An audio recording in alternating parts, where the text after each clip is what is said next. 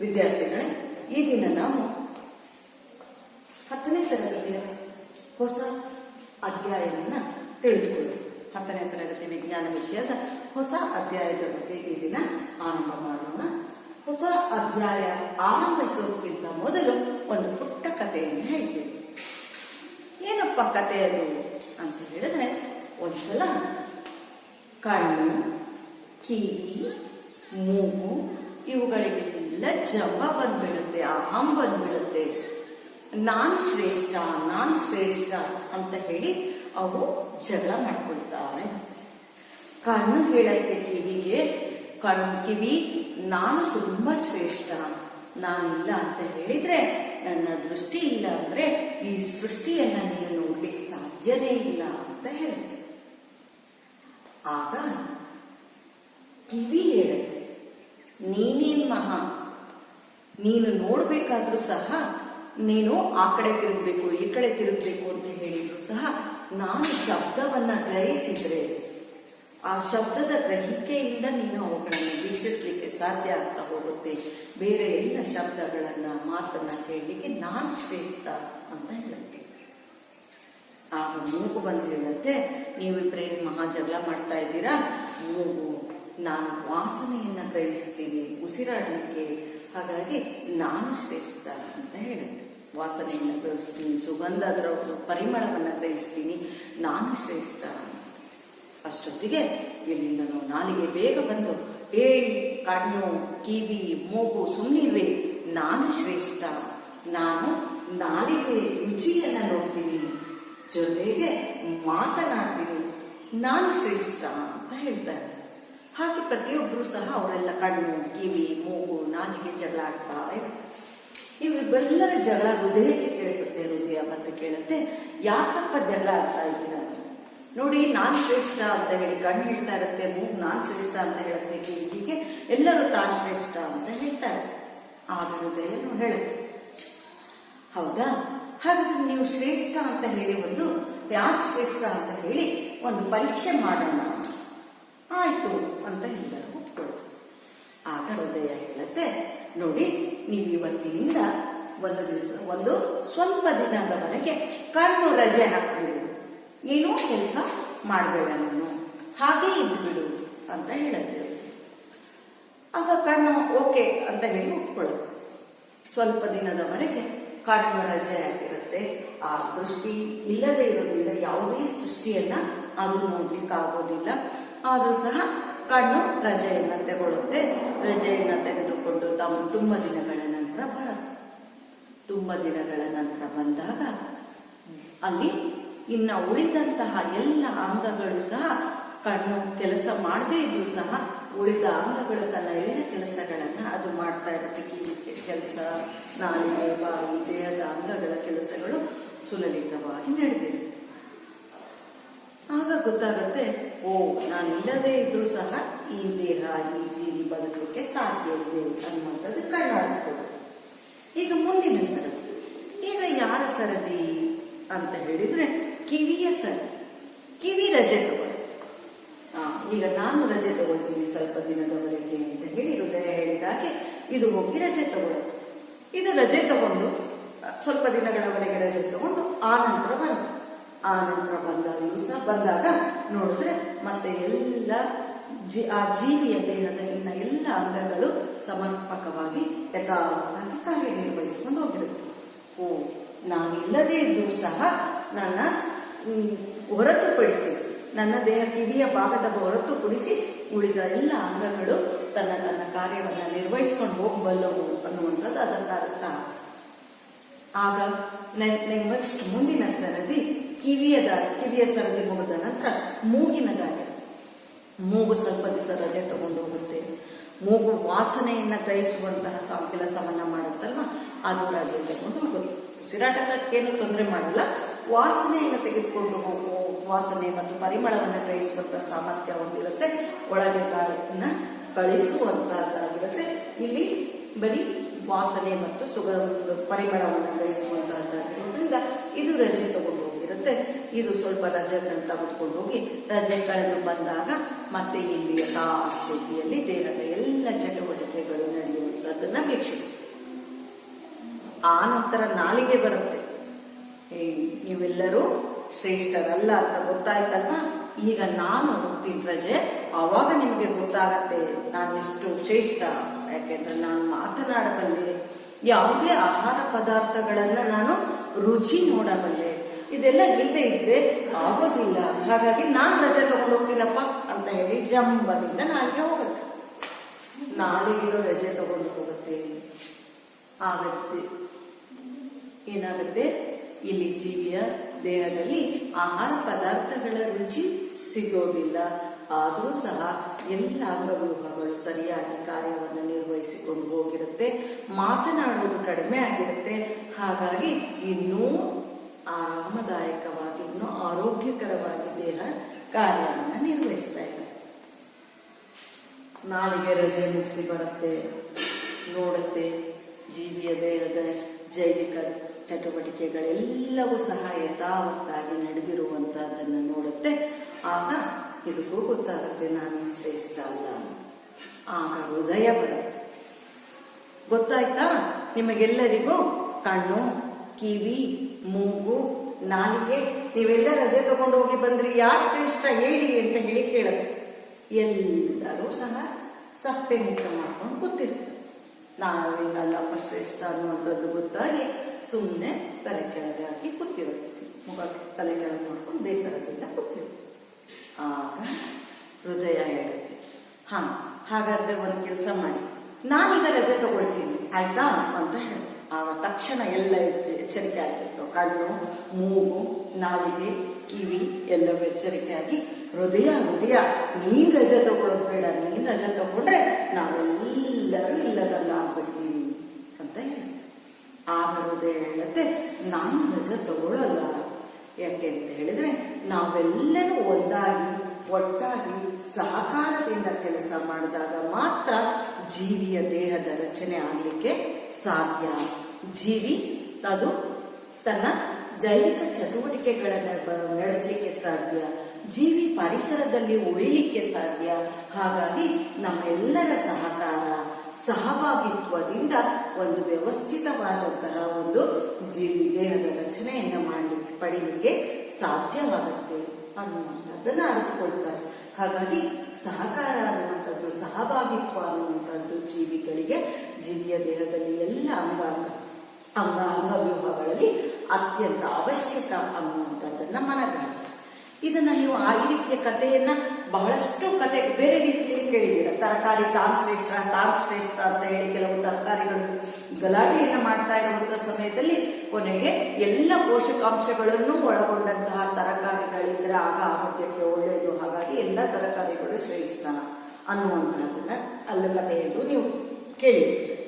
ಹಾಗೆ ಬೆರಳುಗಳು, ನಾನು ಹೆಬ್ಬೆರಳು, ನಾನು ತೋರು ಬೆರಳು, ನಾನು ಮಧ್ಯದ ಬೆರಳು, ನಾನು ಉಂಗುರದ ಬೆರಳು, ನಾನು ಕಿರು ಬೆರಳು, ನಾನು ಶ್ರೇಷ್ಠ ಅಂತ ಹೇಳಿ ಜಗಳ ಆಡಿರುವಂಥದ್ದು, ಅವುಗಳ ಮಹತ್ವವನ್ನು ಹೇಳಿಕೊಂಡಿರುವಂಥದ್ದು ಸಹ ನೀವು ನಾಟಕದ ಕಥೆಗಳನ್ನು ಕೇಳಿದ್ದೀರಿ. ಆ ನಂತರ ಗೊತ್ತಾಗತ್ತೆ 5 ಬೆರಳುಗಳು ಸೇರಿದಾಗ ಮಾತ್ರ ಮುಷ್ಟಿ ಅನ್ನುವಂಥದ್ದು. ಅಂದ್ರೆ ಅಷ್ಟು ಎಲ್ಲ ಅಂಗಗಳು, ಎಲ್ಲ ಬೆರಳುಗಳು ಸಹ ಅತ್ಯಂತ ಅವಶ್ಯಕ ಒಂದು ಕೈಯಿಂದ ಕೆಲಸ ಮಾಡಲಿಕ್ಕೆ ಎನ್ನುವಂಥದ್ದನ್ನ ಕೇಳಿದ್ದೀರಿ. ಹಾಗಾಗಿ ಮಕ್ಕಳೇ, ಎಲ್ಲ ಅಂಗಗಳ ಸಹಕಾರ, ಸಹಭಾಗಿತ್ವದಿಂದ ಭೂಮಿಯ ಮೇಲೆ ಜೀವಿ ಬದುಕಲಿಕ್ಕೆ ಸಾಧ್ಯ, ಪರಿಸರದಲ್ಲಿ ಜೀವಿಯ ಉಳಿಯಲು ಸಾಧ್ಯ ಅಂತ ಆಗುತ್ತೆ. ಹಾಗಾದ್ರೆ ನಿಯಂತ್ರಣ, ಇಲ್ಲಿ ನಾವು ಸಹಭಾಗಿತ್ವ ಅನ್ನುವಂಥದ್ದು ಈ ಪಾಠದಲ್ಲಿ ಕೇಳ್ತಾ ಹೋದ್ವಿ. ಹಾಗಾದ್ರೆ ನಿಯಂತ್ರಣ ಎಲ್ಲವೂ ಸಹ, ನಿಯಂತ್ರಣವೂ ಸಹ, ಕಂಟ್ರೋಲ್ ಸಹ ಅತ್ಯಂತ ಅವಶ್ಯಕವಾಗಿರುವಂಥದ್ದು. ನಿಯಂತ್ರಣ ಅಂತ ಹೇಳಿದ್ರೆ ಒಂದು ಸರಿಯಾದ ರೀತಿಯಲ್ಲಿ ಶಿಸ್ತುಬದ್ಧವಾಗಿ ನಡೆಯುವಂಥದ್ದಾಗಿರುತ್ತೆ. ಯಾವುದೇ ಆಗಲಿ, ಅವನ ಉದಾಹರಣೆ, ಯಾವುದೋ ಒಂದು ಆಹಾರ ಪದಾರ್ಥ ಇಷ್ಟ ಆಯಿತು ಅಂತ ಹೇಳಿ ಸಿಕ್ಕಾಪಟ್ಟೆ ಅದನ್ನ ತಿಂದಿದೆ ಆದರೆ ಅಲ್ಲೂ ಸಹ ನಮಗೆ ಯಾವುದೇ ರೀತಿಯಲ್ಲಿ ಉಪಯೋಗಕರ ಆಗೋದಿಲ್ಲ. ದೇಹ ಅದಷ್ಟನ್ನು ಸಹ ಸಂಪೂರ್ಣವಾಗಿ ಬಳಸಿಕೊಳ್ಳಲಿಕ್ಕೆ ಸಾಧ್ಯ ಇಲ್ಲ. ಹಾಗಾಗಿ ಅಲ್ಲೂ ಸಹ ಈ ನಿಯಂತ್ರಣ ಅನ್ನುವಂಥದ್ದು ಅವಶ್ಯಕವಾಗಿ ಬೇಕಾಗಿರುತ್ತೆ. ಗಾಳಿ ಉಸಿರಾಟಕ್ಕೆ ಒಳ್ಳೆಯದು ಅಂತ ಹೇಳಿ ಸಿಕ್ಕಾಪಟ್ಟೆ ಗಾಳಿಯನ್ನು ಪಡೆಯಲಿಕ್ಕೆ ಸಾಧ್ಯ ಇಲ್ಲ. ಉಸಿರಾಟಕ್ಕೆ ಆಕ್ಸಿಜನ್ ಅತ್ಯಂತ ಅವಶ್ಯಕ, ಗಾಳಿ ಬೇಕು. ಹಾಗಂತ ಸಿಕ್ಕಾಪಟ್ಟೆ ಗಾಳಿ ಬಯಸುತ್ತೆ ಅಂತ ಹೇಳಿದ್ರೆ ಬಿರುಗಾಳಿ, ಸುಂಟರ್ ಗಾಳಿ ಈ ತರದಾದ್ರೆ ಸುನಾಮಿ ಆಗುತ್ತೆ. ಆಗ ಮತ್ತೆ ಉಸಿರಾಡಲಿಕ್ಕೆ ಬೇಕಾದಂಥದ್ದು ಜೀವಿಗಳೇ ಉಸಿರಾಟಕ್ಕೆ ಇಲ್ಲದೆ ಇರುವಂತಹ ಪರಿಸ್ಥಿತಿ ಆಗುತ್ತೆ. ಕುಡಿಲಿಕ್ಕೆ ನೀರು ಅವಶ್ಯಕ, ಆದ್ರೆ ಕುಡಿಯಲಿಕ್ಕೆ ನೀರು ಜೀವಜಲ ಅನ್ನುವಂತಹ ನೀರು ಅವಶ್ಯಕ ಆದ್ರೆ ಅದನ್ನು ಸಹ ನಾವು ಒಂದು ನಿಯಮಿತ ಪ್ರಮಾಣದಲ್ಲಿ ನಿಯಂತ್ರಿತವಾಗಿ ಅದನ್ನ ಸೇವನೆ ಮಾಡಬೇಕಾಗುತ್ತೆ. ನೀರು ಬೇಕು ಅಂತ ಹೇಳಿ ಸಿಕ್ಕಾಪಟ್ಟೆ ನೀರಿದೆ ಅಂತಂದ್ರೆ ನೀರಿನ ಪ್ರಮಾಣವೇ ಹೆಚ್ಚಾಗ್ತಾ ಇದೆ ಪರಿಸರದಲ್ಲಿ ಅಂತ ಹೇಳಿದ್ರೆ ಅದು ಪ್ರವಾಹ ಆಗ್ತಾ ಹೋಗುತ್ತೆ, ಅದು ಸಹ ಆಗುವುದಿಲ್ಲ. ಹಾಗಾಗಿ ಎಲ್ಲವೂ ಸಹ ಒಂದು ಪರಿಸರದಲ್ಲಿ ಒಂದು ನಿಯಂತ್ರಿತವಾಗಿ ಇರಬೇಕಾಗುತ್ತೆ. ನಮ್ಮ ದೇಹದಲ್ಲಾದ್ರೂ ಅಷ್ಟೇ ಎಲ್ಲ ವ್ಯವಸ್ಥೆಯು ಸಹ ದೇಹದ ಎಲ್ಲ ಜೈವಿಕ ಕ್ರಿಯೆಗಳು ಸರಿಯಾಗಿ ನಡೀಬೇಕು ಅಂದ್ರೆ ನಮ್ಮ ದೇಹದಲ್ಲಿ ನಾವು ಅದು ನಿಯಂತ್ರಣ ಮತ್ತು ಸಹಭಾಗಿತ್ವದಿಂದ ಮಾತ್ರ ಜೈವಿಕ ಕ್ರಿಯೆಗಳು ಸರಿಯಾಗಿ ನಡೆದು ಜೀವಿ ಬದುಕಲಿಕ್ಕೆ ಪರಿಸರದಲ್ಲಿ ಸಾಧ್ಯ ಆಗ್ತಾ ಹೋಗುತ್ತೆ ಅನ್ನುವಂಥದ್ದನ್ನು ನಾವು ಮನಗಂಡ್ತಾ ಹೋಗ್ಬೋದು. ಹಾಗಾದ್ರೆ ಈ ಪರಿಸರದಲ್ಲಿ ಜೀವಿಗಳು ಬದುಕಬೇಕು ಅಂತ ಹೇಳಿದ್ರೆ ನಿಯಂತ್ರಣ ಮತ್ತು ಸಹಭಾಗಿತ್ವದೊಂದಿಗೆ ಪರಿಸರದ ಪ್ರಚೋದನೆಗೆ ಅನುಗುಣವಾಗಿ ಜೀವಿಗಳು ಬದುಕ್ತಾ ಹೋಗುತ್ತೆ ಅನ್ನುವಂಥದ್ದು ನಿಮ್ಗೆ ಗೊತ್ತೇ ಇದೆ. ಪರಿಸರದಲ್ಲಿ ಅನೇಕ ಪ್ರಚೋದನೆಗಳು ಉಂಟಾಗುವಂಥದ್ದಾಗಿದೆ. ಅದು ಯಾವುದೇ ರೀತಿಯ ಪ್ರಚೋದನೆ ಆಗಿರ್ಬೋದು, ಬೆಳಕಾಗಿರ್ಬೋದು, ಗಾಳಿ ಆಗಿರ್ಬೋದು, ಶಾಖ ಆಗಿರ್ಬೋದು, ಇದೆಲ್ಲವೂ ಸಹ ಪ್ರಚೋದನೆಗೆ ಅನುಗುಣವಾಗಿ ನಾವೇನ್ ಮಾಡ್ತಾ ಇರ್ತೀವಿ, ಜೀವಿಗಳು ಬದುಕ್ತಾ ಇರ್ತವೆ. ಉದಾಹರಣೆಗೆ ಮಾನವನನ್ನೇ ತೆಗೆದುಕೊಂಡ್ರೆ ಬಿಸಿಲು ಜಾಸ್ತಿ ಆಯಿತು ಅಂತ ಹೇಳಿದ್ರೆ ಶೆಕೆ ಅಂತ ಹೇಳಿ ಫ್ಯಾನ್ ಹಾಕೊಳ್ತೀವಿ, ಕಾಟನ್ ಬಟ್ಟೆಗಳನ್ನ ಧರಿಸ್ತಾ ಹೋಗ್ತೀವಿ ಅನ್ನುವಂಥದ್ದು. ಈಗ ಚಳಿಗಾಲ, ನವೆಂಬರ್ ತಿಂಗಳಿನಲ್ಲಿ ಚಳಿಗಾಲ ಅಂತ ಆರಂಭ ಆಗ್ತಾ ಇದೆ ಅಂತ ಹೇಳಿದ್ರೆ ನಾವು ಸ್ವೆಟರನ್ನೆಲ್ಲ ಹಾಕೊಂಡು ಬೆಚ್ಚಾಗಿರ್ತೀವಿ. ಈ ರೀತಿಯಲ್ಲಿ ಪರಿಸರಕ್ಕೆ ಪ್ರಚೋದನೆಗೆ ಅನುಗುಣವಾಗಿ ಹೊಂದಾಣಿಕೆಯನ್ನ ಮಾಡೋದ್ರ ಮೂಲಕ ನಾವೇನ್ ಮಾಡ್ಕೊಳ್ತಾ ಇದ್ದೀವಿ, ಇಲ್ಲಿ ನಮ್ಮ ದೇಹದಲ್ಲಿ ನಡೆಯುವಂತಹ ನಿಯಂತ್ರಣ ಮತ್ತು ಸಹಭಾಗಿತ್ವದಿಂದಾಗಿ ಪರಿಸರದ ಪ್ರಚೋದನೆಗೆ ಅನುಗುಣವಾಗಿ ಜೀವಿಗಳು ಬದುಕ್ತಾ ಇರುತ್ತೆ. ಹಾಗಾದ್ರೆ ಪ್ರಚೋದನೆ ಅಂತ ಹೇಳಿದ್ರೆ ಪ್ರಚೋದನೆ ಪರಿಸರದಲ್ಲಿ ಉಂಟಾಗುವಂತಹ ಬದಲಾವಣೆ ಏನಿದೆ ಅದನ್ನ ನಾವೇನಂತ ಹೇಳಿ ಕರಿತೀವಿ ಮಕ್ಕಳೇ, ಪ್ರಚೋದನೆ ಅಂತ ಹೇಳಿ ಕರಿತೀವಿ.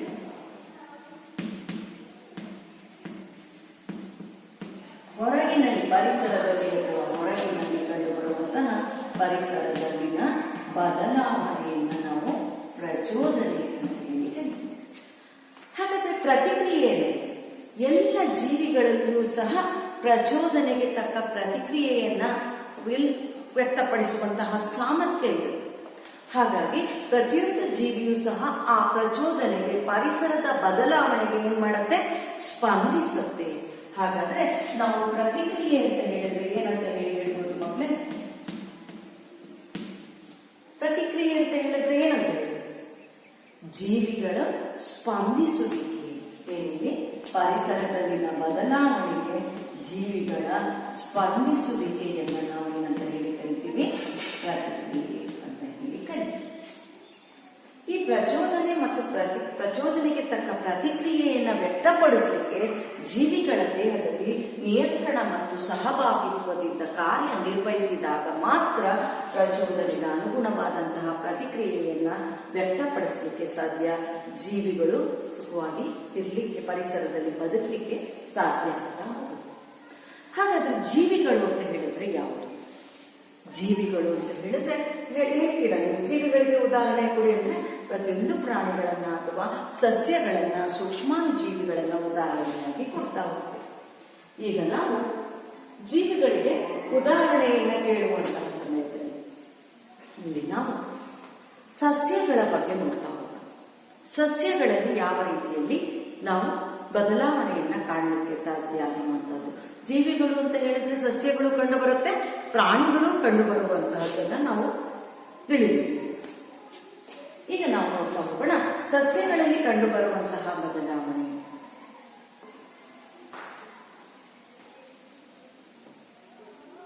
ಹಾಗಾದ್ರೆ ಪ್ರಚೋದನೆ ಮತ್ತು ಪ್ರತಿಕ್ರಿಯೆ ಏನು ಅಂದ್ರೆ ಏನು ಅಂತಂದ ಅರ್ಥಕೊಂಡಂತಹ ನೀವು ಈಗ ಸಸ್ಯಗಳಲ್ಲಿ ಯಾವ ರೀತಿಯಲ್ಲಿ ಸಹಭಾಗಿತ್ವ ಮತ್ತು ನಿಯಂತ್ರಣ ಕಂಡು ಬರುತ್ತೆ ಅನ್ನುವಂಥದ್ದನ್ನ ನೋಡ್ತಾ ಹೋಗೋಣ. ಹಾಗಾಗಿ ವಿದ್ಯಾರ್ಥಿಗಳೇ, ಈಗ ನಾವು ಯಾವುದನ್ನ ನೋಡೋಣ, ಸಸ್ಯಗಳಲ್ಲಿ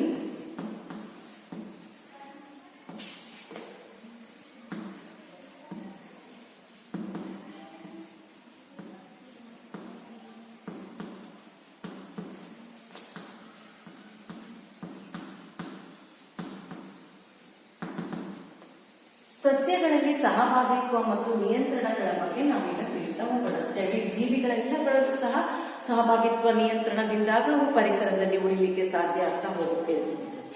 ಈಗ ನಾವು ಸಸ್ಯವನ್ನ ಮೊದಲನೇದಾಗಿ ತಗೊಳ್ಳೋಣ. ಸಸ್ಯಗಳು ಅನ್ನುವಂಥದ್ದು ಜೀವಿಗಳಿಗೆ ಹೋಲಿಸಿದಾಗ, ಪ್ರಾಣಿಗಳಿಗೆ ಹೋಲಿಸಿದಾಗ ಸಸ್ಯಗಳೇನಾಗಿರುತ್ತೆ, ಕೆಲವು ವಿಭಿನ್ನ ಗುಣಗಳನ್ನ ಹೊಂದಿರುತ್ತೆ. ಸಸ್ಯಗಳು ಜೀವಿಗಳೇ, ಪ್ರಾಣಿಗಳು ಜೀವಿಗಳೇ. ಹಾಗಾದ್ರೆ ಏನಾದ್ರು ವಿಭಿನ್ನವಾಗಿರುತ್ತೆ ಅಂತ ಹೇಳಿದ್ರೆ ನೀವು ಹೇಳ್ತಾ ಹೋಗ್ತೀರ, ಸಸ್ಯಗಳು ಚಲಿಸೋದಿಲ್ಲ, ಪ್ರಾಣಿಗಳು ಚಲಿಸುತ್ತೆ ಅನ್ನುವಂಥದ್ದು ನಿಮಗೆ ಸುಲಭವಾಗಿ ಕಾಣುವಂತಹ ಒಂದು ವಿಶಿಷ್ಟ ಲಕ್ಷಣ ಅನ್ನುವಂಥದ್ದು. ಆದ್ರೆ ಈಗ ನಾವು ಸಸ್ಯಗಳಲ್ಲಿ ಸಹಭಾಗಿತ್ವ ಮತ್ತು ನಿಯಂತ್ರಣವನ್ನು ನೋಡುವಾಗ ಪ್ರಾಣಿಗಳಿಗೆ ಹೋಲಿಸಿದ್ರೆ ಸಸ್ಯಗಳಲ್ಲಿಯ ಜೈವಿಕ ಕ್ರಿಯೆಗಳು ಮತ್ತು ದೇಹದ ರಚನೆ ಪ್ರಾಣಿಗಳಿಗಿಂತ ಏನಾಗಿರುತ್ತೆ, ವಿಭಿನ್ನವಾಗಿರುತ್ತೆ ಅನ್ನುವಂಥದ್ದು. ಬದಲಾಗೋದು ಪ್ರಾಣಿಗಳಿಗೆ ಸಸ್ಯಗಳ ದೇಹ ರಚನೆ, ಪ್ರಾಣಿಗಳ ದೇಹ ರಚನೆ, ಸಸ್ಯಗಳ ದೇಹದಲ್ಲಿ ನಡೆಯುವಂತಹ ಜೈವಿಕ ಕ್ರಿಯೆಗಳು, ಪ್ರಾಣಿಗಳ ದೇಹದಲ್ಲಿ ನಡೆಯುವಂತಹ ಜೈವಿಕ ಕ್ರಿಯೆಗಳಲ್ಲಿ ಬಹಳಷ್ಟು ವ್ಯತ್ಯಾಸಗಳನ್ನು ನಾವು ನೋಡ್ತಾ ಹೋಗ್ಬೋದು. ಪ್ರಾಣಿಗಳಲ್ಲಿ ಅಂಗ, ಜೀವಕೋಶ, ಅಂಗಾಂಶ, ಅಂಗವ್ಯೂಹದ ಮಟ್ಟದಲ್ಲಿ ಅಲ್ಲಿ ಏನಾಗ್ತಾ ಹೋಗುತ್ತೆ, ಜೈವಿಕ ಕ್ರಿಯೆಗಳು ನಡೆಯುತ್ತೆ. ಆದ್ರೆ ಎಲ್ಲ ಪ್ರಾಣಿಗಳು ಸಹ ಪರಪೋಷಕಗಳು. ಆದ್ರೆ ಸಸ್ಯಗಳಿಗೆ ಬಂದಾಗ ಸಸ್ಯಗಳಲ್ಲಿ ಅವುಗಳ ಅಂಗಾಂಶಗಳ ಮಟ್ಟದಲ್ಲಿ, ಅಂಗಗಳ ಮಟ್ಟದಲ್ಲಿ ಅಲ್ಲೇನಾಗ್ತಾ ಹೋಗುತ್ತೆ, ಅಲ್ಲಿ ಕಾರ್ಯನಿರ್ವಹಿಸ್ತಾ ಹೋಗ್ತೀವಿ. ಅಂದ್ರೆ ಭಾಗಗಳು ಮತ್ತು ಅಂಗಾಂಶಗಳ ರೂಪದಲ್ಲಿ. ಇಲ್ಲಿ ಸಸ್ಯಗಳ ದೇಹದಲ್ಲಿ ಈಗ ಸಸ್ಯಗಳು ಸ್ವಪೋಷಕಗಳು, ತಮ್ಮ ಆಹಾರವನ್ನ ತಾವೇ ತಯಾರಿಸುವಂತಹ ಜೀವಿಗಳು. ಇಲ್ಲಿ ಯಾವುದೇ ರೀತಿಯಲ್ಲಿ ಅಂಗವ್ಯೂಹ ಆ ತರದ ವ್ಯವಸ್ಥೆಯನ್ನು ನಾವು ನೋಡ್ಲಿಕ್ಕೆ ಸಾಧ್ಯ ಇಲ್ಲ. ಹಾಗಾಗಿ ಇವುಗಳಲ್ಲಿ ಪ್ರಾಣಿಗಳಿಗೆ ಹೋಲಿಸಿದಾಗ ಸಸ್ಯಗಳು ಜೈವಿಕ ಕ್ರಿಯೆಗಳಲ್ಲಿ, ದೇಹ ರಚನೆಗಳಲ್ಲಿ ವಿಭಿನ್ನವಾಗಿರೋದ್ರಿಂದ ನಾವು ಇವುಗಳಲ್ಲಿ ಯಾವ ರೀತಿಯ ಸಹಭಾಗಿತ್ವ ಮತ್ತು ನಿಯಂತ್ರಣವನ್ನ ವೀಕ್ಷಿಸಲಿಕ್ಕೆ ಸಾಧ್ಯ ಅನ್ನುವಂಥದ್ದನ್ನ ನೋಡ್ತಾ ಹೋಗೋಣ. ಸಸ್ಯಗಳು ಸಹ ಪ್ರಚೋದನೆಗೆ ಅನುಗುಣವಾಗಿ ಪ್ರತಿಕ್ರಿಯೆಯನ್ನು ವ್ಯಕ್ತಪಡಿಸುತ್ತೆ ಅನ್ನುವಂಥದ್ದನ್ನ ನಾವು ತಿಳಿದಿದ್ದೀವಿ. ಹಾಗಾಗಿ ಇವುಗಳಲ್ಲಿ ಕಂಡು ಬರುವಂತಹ ಏನಿದೆ ಆ ಸಹಭಾಗಿತ್ವ ಮತ್ತು ನಿಯಂತ್ರಣ ಏನು ಅನ್ನುವಂಥದ್ದು ಎರಡು ರೀತಿಯಲ್ಲಿ ಪ್ರಮುಖವಾಗಿ ನಡೀತಾ ಹೋಗುತ್ತೆ. ಸಸ್ಯಗಳಲ್ಲಿ ನಡೆಯುವಂಥದ್ದು ಇಲ್ಲಿ ಯಾವ ರೀತಿಯದಪ್ಪ ಅಂತ ಹೇಳಿದ್ರೆ, ಪ್ರಚೋದನೆಗೆ ಅನುಗುಣವಾಗಿ ಇವುಗಳು ಸಹ ಪ್ರತಿಕ್ರಿಯೆಯನ್ನ ಮಾಡುವಂತಹದ್ದಾಗಿರುತ್ತೆ. ಅವುಗಳಲ್ಲಿ ಒಂದು ಅನುವರ್ತನೆ, ಇನ್ನೊಂದು ಚೋದನೆ. ಈ ರೀತಿಯ ಮೂಲಕ ಇದು ಸಹಭಾಗಿತ್ವ ಮತ್ತು ನಿಯಂತ್ರಣವನ್ನ ಏನ್ ಮಾಡ್ತಾ ಇರುತ್ತೆ, ಪ್ರದರ್ಶಿಸುವಂತಹದ್ದಾಗಿದೆ.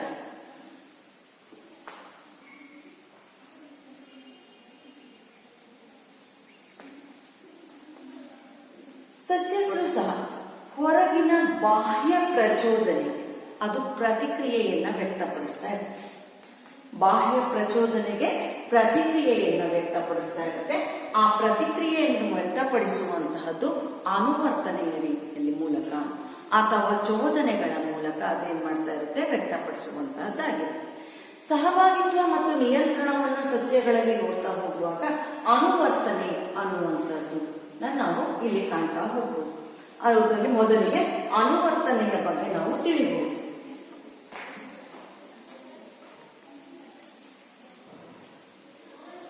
ಸಸ್ಯಗಳಲ್ಲಿ ಸಹಭಾಗಿತ್ವ ಮತ್ತು ನಿಯಂತ್ರಣ ಅನ್ನುವಂತಹದ್ದು ನಡೆಯುವಂಥದ್ದು ಎರಡು ರೀತಿಗಳಲ್ಲಿ ನಡೀತಾ ಇದೆ. ಅಂದ್ರೆ ಪ್ರಚೋದನೆಗೆ ಅದು ವರ್ತಿಸುವಂತಹ ರೀತಿ, ಒಂದು ಅನುವರ್ತನೆ, ಇನ್ನೊಂದು ಚೋದನೆ.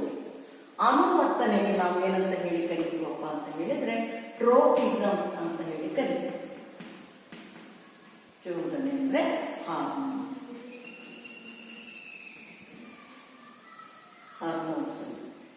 ಅನುವರ್ತನೆ ಅನ್ನುವಂಥದ್ದು, ಅನುವರ್ತನೆ ಅಂತ ಹೇಳಿದ್ರೆ ಪ್ರಚೋದನೆಗೆ ಅನುಗುಣವಾಗಿ ಸಸ್ಯಗಳ ವರ್ತನೆ ಆಗಿದೆ. ಅನುವರ್ತನೆ ಅನ್ನುವಂಥದ್ದು ಪ್ರಚೋದನೆಗೆ ಅನುಗುಣವಾಗಿ ಸಸ್ಯಗಳ ವರ್ತನೆ ಹೇಗಿರುತ್ತೆ ಅನ್ನುವಂತಹದನ್ನ ಅನುವರ್ತನೆ ಅಂತ ಹೇಳಿ ಕರೀತೀವಿ. ಚೋದನೆ ಅನ್ನುವಂಥದ್ದು ಚೋದಕಗಳನ್ನ, ರಾಸಾಯನಿಕಗಳನ್ನ ಉತ್ಪತ್ತಿ ಮಾಡೋದ್ರ ಮೂಲಕ ಸಸ್ಯವು ಪರಿಸರದಲ್ಲಿನ ಬದಲಾವಣೆಗೆ ಪ್ರತಿಕ್ರಿಯೆಯನ್ನು ವ್ಯಕ್ತಪಡಿಸುವುದು ಅಥವಾ ನಿಯಂತ್ರಣ ಮತ್ತು ಸಹಭಾಗಿತ್ವವನ್ನ ಸಾಧಿಸಲಿಕ್ಕೋಸ್ಕರ ಅದು ಈ ಎರಡು ಅಂಶಗಳನ್ನು ಅವಲಂಬಿಸಿರುವಂತಹದ್ದಾಗಿದೆ. ಹಾಗಾದ್ರೆ ಅನುವರ್ತನೆ ಅನ್ನುವಂತಹದ್ರ ಬಗ್ಗೆ ತಿಳಿತಾ ಹೋಗೋಣ. ಅನುವರ್ತನೆಯಲ್ಲಿ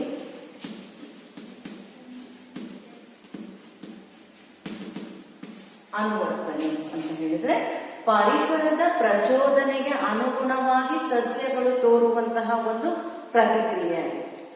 ಈ ಅನುವರ್ತನೆ ಎನ್ನುವಂತಹದನ್ನ ಎರಡು ರೀತಿಯಲ್ಲಿ ನಾವು ಅನುವರ್ತನೆಯನ್ನ ಕಾಣ್ತಾ ಹೋಗಬಹುದು. ಸಸ್ಯಗಳಲ್ಲಿ ಕಂಡು ಬರುವಂತಹ ಅನುವರ್ತನೆಗಳು, ಎರಡು ರೀತಿಯ ಅನುವರ್ತನೆಗಳು ಯಾವಪ್ಪ ಅಂತ ಹೇಳಿದ್ರೆ, ಒಂದು ಧನಾತ್ಮಕ ಅನುವರ್ತನೆ, ಎರಡನೇದು ಋಣಾತ್ಮಕ ಅನುವರ್ತನೆ.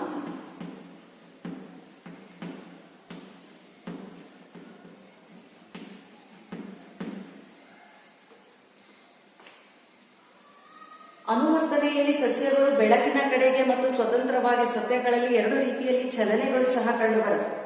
ಒಂದು ಬೆಳಕಿನ ಕಡೆಗೆ ಚಲನೆ, ಮತ್ತೊಂದು ಸ್ವತಂತ್ರ ಚಲನೆ ಅನ್ನುವಂಥದ್ದು. ಈಗ ನಾವಿಲ್ಲಿ ನೋಡ್ತಾ ಇರುವಂತಹ ಅನುವರ್ತನೆ ಏನಿದೆ, ಇದು ಧನಾತ್ಮಕ ಅನುವರ್ತನೆ, ಇನ್ನೊಂದು ಋಣಾತ್ಮಕ ಅನುವರ್ತನೆ ಅನ್ನುವಂಥದ್ದು. ಧನಾತ್ಮಕ ಅನುವರ್ತನೆ ಅಂತ ಹೇಳಿದ್ರೆ ಏನು? ಅದು ಪ್ರಚೋದನೆಯ ದಿಕ್ಕಿಗೆ ನಡೆಯುವಂಥದ್ದು. ಪ್ರಚೋದನೆಗೆ ಅನುಗುಣವಾಗಿ ಪ್ರತಿಕ್ರಿಯೆ ಬಂದ್ರೆ ಅದನ್ನ ನಾವೇನಂತ ಹೇಳಿ ಕರಿತೀವಿ? ಧನಾತ್ಮಕ ಅನುವರ್ತನೆ. ಪ್ರಚೋದನೆಗೆ ವಿರುದ್ಧವಾಗಿ ಅದು ಏನಾದ್ರೂ ಪ್ರತಿಕ್ರಿಯೆಯನ್ನು ತೋರಿಸಿದ್ರೆ ಅದನ್ನ ನಾವೇನಂತ ಹೇಳಿ ಕರಿತೀವಿ? ಋಣಾತ್ಮಕ ಅನುವರ್ತನೆ ಅಂತ ಹೇಳಿ ಕರಿತೀವಿ. ಸಸ್ಯಗಳಲ್ಲಿ ಸಹಭಾಗಿತ್ವ ಮತ್ತು ನಿಯಂತ್ರಣ ಅನ್ನುವಂಥದ್ದು ಇಲ್ಲಿ ಅನುವರ್ತನೆ ಮತ್ತು ಚೋದನೆಗಳ ಮೂಲಕ ಅದು ನಡೆಯಲ್ಪಡಲಿಕ್ಕೆ ಸಾಧ್ಯ ಆಗ್ತಾ ಹೋಗುತ್ತೆ. ಸಹಭಾಗಿತ್ವ ನಿಯಂತ್ರಣದ ಮೂಲಕ ಅದು ಪರಿಸರದಲ್ಲಿನ ಪ್ರಚೋದನೆಗಳಿಗೆ ಸಸ್ಯಗಳು ಪ್ರತಿಕ್ರಿಯೆಯನ್ನ ಮಾಡ್ತಾ ಹೋಗುತ್ತೆ. ಆ ರೀತಿ ಪ್ರತಿಕ್ರಿಯೆ ಮಾಡಬೇಕಾದ್ರೆ ಅನುವರ್ತನೆ ಮತ್ತು ಚೋದನೆಗಳು ಸಹಾಯಕ ಆಗ್ತಾ ಹೋಗುತ್ತೆ. ಸಸ್ಯಗಳಿಗೆ ಯಾವುದು ಸಹಾಯ ಆಗುತ್ತೆ? ಅನುವರ್ತನೆ ಮತ್ತು ಚೋದನೆ. ಅನುವರ್ತನೆ ಎನ್ನುವಂತಹದ್ರಲ್ಲಿ ಎರಡು ವಿಧಗಳನ್ನು ಕಾಣ್ತಾ ಹೋಗ್ತೀವಿ. ಒಂದು ಧನಾತ್ಮಕ ಅನುವರ್ತನೆ, ಪಾಸಿಟಿವ್ ಟ್ರೋಪಿಸಮ್, ಇನ್ನೊಂದು ಋಣಾತ್ಮಕ ಅನುವರ್ತನೆ, ನೆಗೆಟಿವ್ ಟ್ರೋಪಿಸಮ್. ಧನಾತ್ಮಕ ಅನುವರ್ತನೆ ಅಂತ ಹೇಳಿದ್ರೆ ಸಸ್ಯಗಳು ಪ್ರಚೋದನೆಯ ದಿಕ್ಕಿಗೆ, ಪ್ರಚೋದನೆಗೆ ಅನುಗುಣವಾಗಿ ಪ್ರತಿಕ್ರಿಯೆಯನ್ನು ತೋರಿಸಿದ್ರೆ ಅದನ್ನ ಧನಾತ್ಮಕ ಅನುವರ್ತನೆ ಅಂತ ಹೇಳಿ ಕರಿತೀವಿ. ಹಾಗೆ ಸಸ್ಯಗಳು ಪ್ರಚೋದನೆಗೆ ವಿರುದ್ಧವಾಗಿ ಪ್ರತಿಕ್ರಿಯೆಯನ್ನು ತೋರಿಸಿದ್ರೆ ಅದನ್ನ ಋಣಾತ್ಮಕ ಅನುವರ್ತನೆ ಅಂತ ಹೇಳಿ ಕರಿತೀವಿ. ಈಗ ನಾವು ನೋಡುವಂತಹ ಇಲ್ಲಿ ಕಂಡು ಬರ್ತಾ ಇರುವಂತಹ ಅನುವರ್ತನೆಗಳು ಯಾವ ಯಾವ ರೀತಿಯ ಧನಾತ್ಮಕ ಅನುವರ್ತನೆಗಳು ಕಂಡು ಬರ್ತಾ ಇವೆ. ಅನುವರ್ತನೆ ಪ್ರಚೋದನೆಗೆ ಅನುಗುಣವಾಗಿ ಸಸ್ಯಗಳು ತೋರಿಸುವಂತಹ ಅನುವರ್ತನೆಗಳನ್ನ ಈಗ ನಾವು ತಿಳಿತಾ ಹೋಗೋಣ.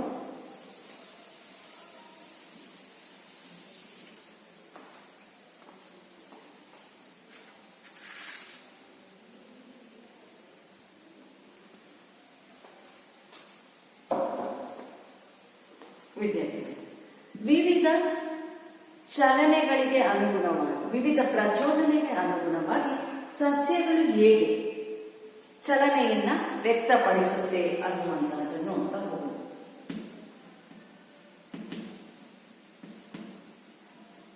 ವಿವಿಧ ಪ್ರಚೋದನೆಗನುಗುಣವಾಗಿ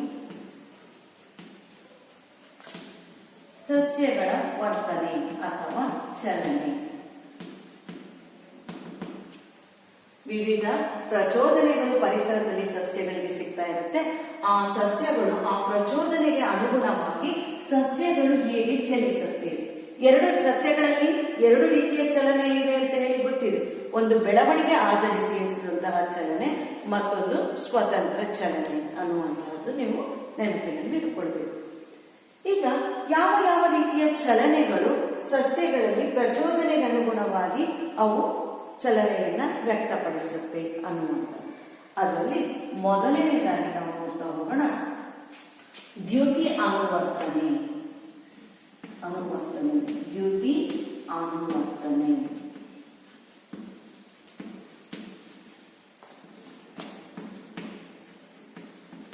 ಫೋಟೋಟ್ರೋಪಿಸಮ್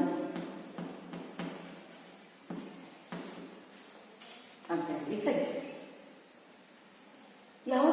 ಪ್ರಚೋದನೆ ಉಂಟಾಯಿತು ಅನ್ನುವಂಥದ್ದಾದಾಗ ಅಂದ್ರೆ ಇಲ್ಲಿ ಕಂಡು ಬರುವಂತಹ ಒಂದು ಅನುವರ್ತನೆ ಯಾವುದಾಗಿರುತ್ತಪ್ಪ ಅಂದ್ರೆ ದ್ಯುತಿ ಅನುವರ್ತನೆ. ದ್ಯುತಿ ಅಂತ ಹೇಳಿದ್ರೆ ಹೆಸರಲ್ಲೇ ಇದೆ.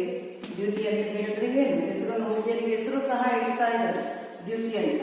ದ್ಯುತಿ ಅಂದ್ರೆ ಏನು? ಬೆಳಕು. ಸಸ್ಯಗಳೇನಾಗುತ್ತೆ, ಪರಿಸರದಲ್ಲಿ ಬೆಳಕಿನ ಕಡೆಗೆ, ಬೆಳಕು ಬಿದ್ದ ಕಡೆಗೆ ಸಸ್ಯದ ಕಾಂಡಗಳೇನಾಗ್ತಾ ಹೋಗುತ್ತೆ, ಚಲಿಸ್ತಾ ಹೋಗುತ್ತೆ.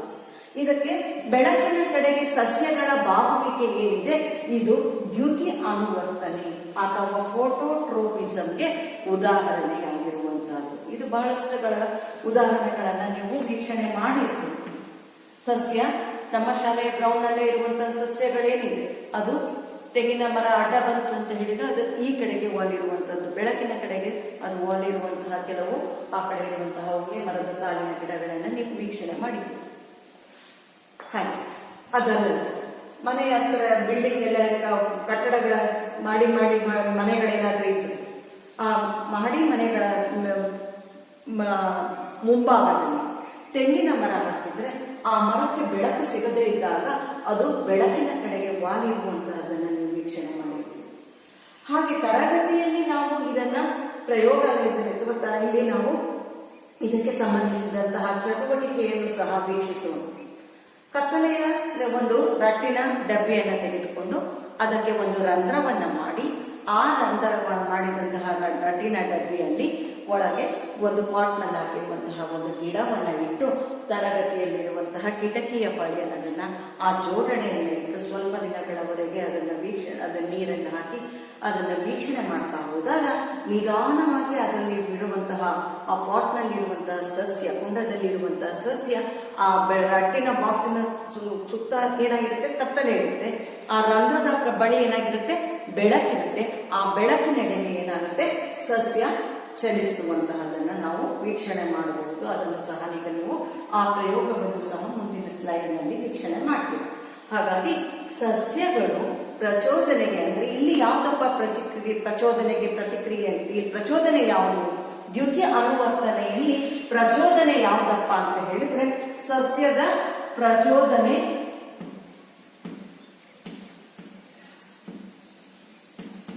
ಸಸ್ಯಕ್ಕೆ ಪ್ರಚೋದನೆ ಯಾವ್ದಾಗಿರುತ್ತೆ?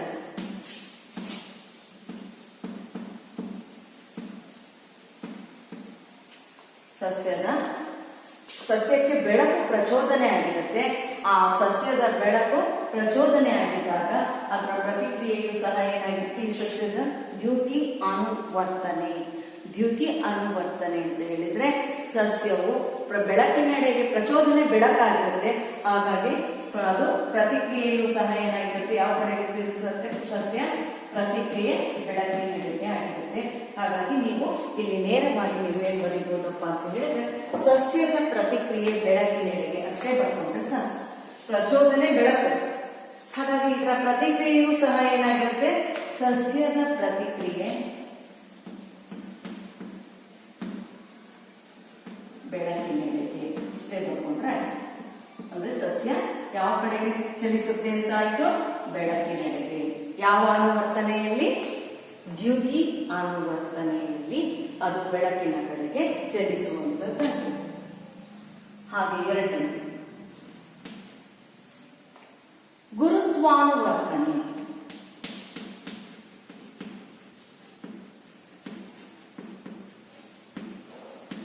ಗುರುತ್ವಾನುವರ್ತನೆ ಇದಕ್ಕೆ ಏನ್ ಹೇಳ್ತೀವಪ್ಪ ಅಂತ ಹೇಳಿದ್ರೆ ಜಿಯೋಟ್ರೋಪಿಸಮ್. ಇಲ್ಲೂ ಸಹ ಗೊತ್ತಿದೆ, ಗುರುತ್ವಾಕರ್ಷಣೆ ಅನ್ನುವಂಥದ್ದನ್ನ ಕೇಳಿದ್ದೀರ. ಗುರುತ್ವಾಕರ್ಷಣ ಬಲ, ಗುರುತ್ವ ಬಲ ಭೂಮಿಯ ಕಡೆಗೆ ಇರುವಂತದ್ದು. ಇಲ್ಲಿಯೂ ಸಹ ಜಿಯೋ ಭೂಮಿ. ಹಾಗಾಗಿ ಇಲ್ಲಿ ಸಸ್ಯದ ಪ್ರತಿಕ್ರಿಯೆ ಯಾವ ಕಡೆಗೆ ಕಂಡು ಬರುತ್ತಪ್ಪ ಅಂತ ಹೇಳಿದ್ರೆ ಸಸ್ಯದ ಪ್ರತಿಕ್ರಿಯೆ ಭೂಮಿಯ ಕಡೆಗೆ ಇರುತ್ತೆ. ಭೂಮಿ ಅಂತ ಹೇಳಿದ್ರೆ ಮಣ್ಣಿನ ಕಡೆಗೆ.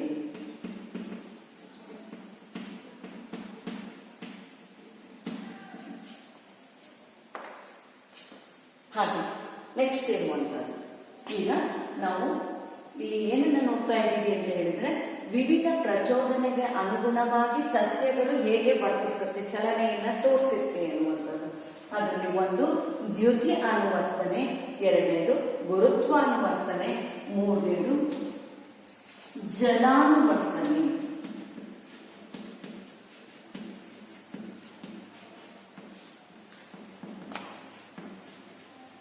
ಹೈಡ್ರೋಟ್ರೋಪಿಸಮ್,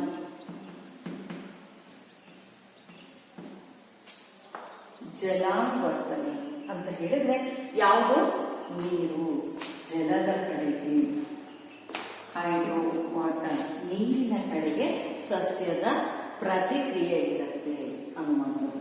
ಇಲ್ಲೆಲ್ಲವೂ ಸಹ ಆ ಕಡೆ ಪ್ರಚೋದನೆ ಇದ್ದೇ ಇರುತ್ತೆ, ಆ ಕಡೆಗೆ ಏನಾಗುತ್ತೆ ಆಟೋಮೆಟಿಕ್ ಆಗಿ ಸಸ್ಯಗಳು ಆ ಕಡೆಗೆ ಕಂಡು ಬರುವಂತದ್ದಾಗುತ್ತೆ. ಹಾಗಾಗಿ ಇಲ್ಲಿ ಜಲಾನುವರ್ತನೆ ಪ್ರತಿಕ್ರಿಯೆ ಯಾವ ಕಡೆಗೆ ಇರುತ್ತೆ? ಸಸ್ಯದ ಪ್ರತಿಕ್ರಿಯೆ ನೀರಿನೆಡೆಗೆ, ನೀರಿನ ಕಡೆಗೆ.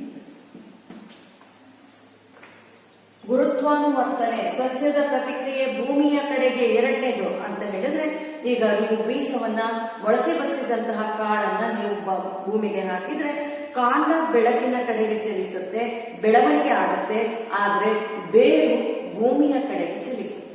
ಹಾಗಾಗಿ ಕಾಂಡ ಬೆಳಕಿನ ಕಡೆಗೆ ಚಲಿಸಿದ್ರೆ ಅದನ್ನ ದ್ಯುತಿ ಅನುವರ್ತನೆ ಅಂತ ಹೇಳಿ ಕರಿತೀವಿ. ಹಾಗೆ ಗುರುತ್ವಾನುವರ್ತನೆಯಲ್ಲಿ ಸಸ್ಯದ ಪ್ರತಿಕ್ರಿಯೆ ಅಂತ ಹೇಳಿದ್ರೆ ಆ ಮೊಳಕೆ ಕಾಳಿನ ಬೇರುಗಳು ಭೂಮಿಯ ಕಡೆಗೆ ಚಲಿಸಿದ್ರೆ ಅದನ್ನ ಗುರುತ್ವಾನುವರ್ತನೆ ಅಥವಾ ಜಿಯೋಟ್ರೋಪಿಸಮ್ ಅಂತ ಹೇಳಿ ಕರಿತೀವಿ. ಹಾಗೆ ಸಸ್ಯಗಳೇನಾಗುತ್ತೆ? ಅವುಗಳು ನೀರಿನ ಕಡೆಗೆ ಚಲಿಸಿದ್ರೆ, ನೀರಿನ ಕಡೆಗೆ ಚಲಿಸಿದ್ರೆ ಅಂದ್ರೆ ಏನು? ನಾವು ನೆಟ್ಟಿ ನೋಡಿದ್ರೆ ಭೂಮಿಯಲ್ಲಿ ಅದೇಗೆ ನೀರಿನ ಕಡೆಗೆ ಹೋಗುತ್ತೆ ಅಂತ ಹೇಳಿದ್ರೆ ಆ ಅರ್ಥ ಅಲ್ಲ. ಈಗ ನೀವು ಸಸ್ಯವನ್ನ ಭೂಮಿಯಲ್ಲಿ ನೆಟ್ಟಿದ್ದೀರಾ, ಆದ್ರೆ ಆ ಭೂಮಿಯಲ್ಲಿರುವಂತಹ ಮಣ್ಣು, ಅದ್ರ ಸುತ್ತ ಇರುವಂತಹ ಬೇರಿನ ಹತ್ತಿರದಲ್ಲಿ ಇರುವಂತಹ ಮಣ್ಣಿಗಿಂತ ಸ್ವಲ್ಪ ಅಲ್ಲೇ ಪಕ್ಕದಲ್ಲಿ ಇರುವಂತಹ ಮಣ್ಣಿನಲ್ಲಿ ನೀರಿನ ತೇವಾಂಶ ಜಾಸ್ತಿ ಇದೆ ಅಂತ ಆದ್ರೆ ಆ ನಿಧಾನವಾಗಿ ಬೇರೇನಾಗುತ್ತೆ? ನೀರಿನ ಕಡೆಗೆ ಅದು ಚಲಿಸುವಂತದ್ದಾಗಿರುತ್ತೆ.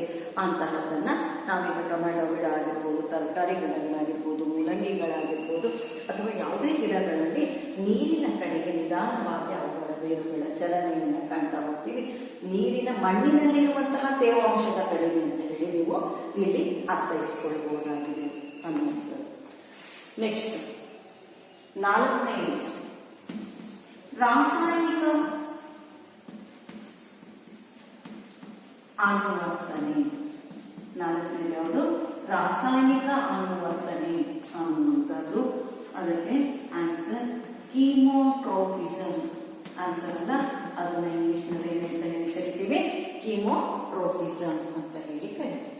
ರಾಸಾಯನಿಕ ಅನುವರ್ತನೆ ಅನ್ನುವಂಥದ್ದು. ಇಲ್ಲಿ ಏನಾಗುತ್ತೆ? ಸಸ್ಯದ ಪ್ರತಿಕ್ರಿಯೆ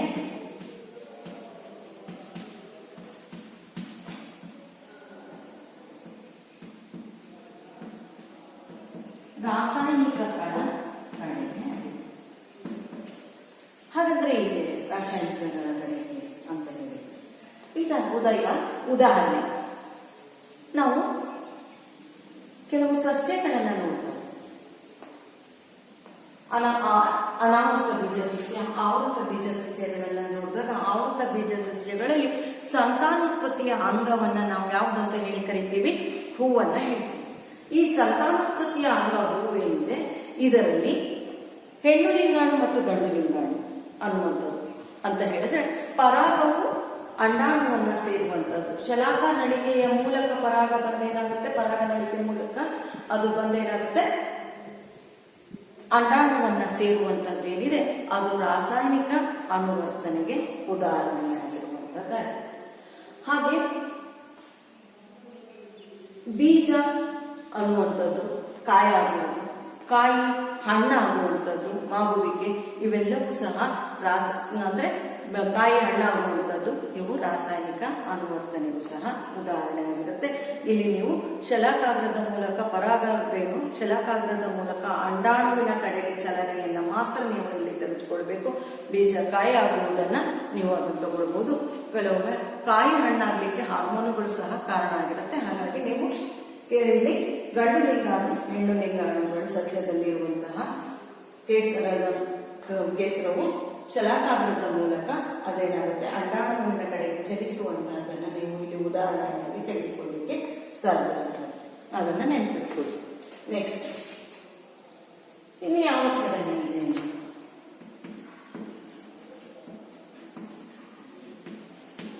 ಸ್ಪರ್ಶಾನುವರ್ತನೆ. ಇದು ಸ್ಪರ್ಶಾನುವರ್ತನೆ.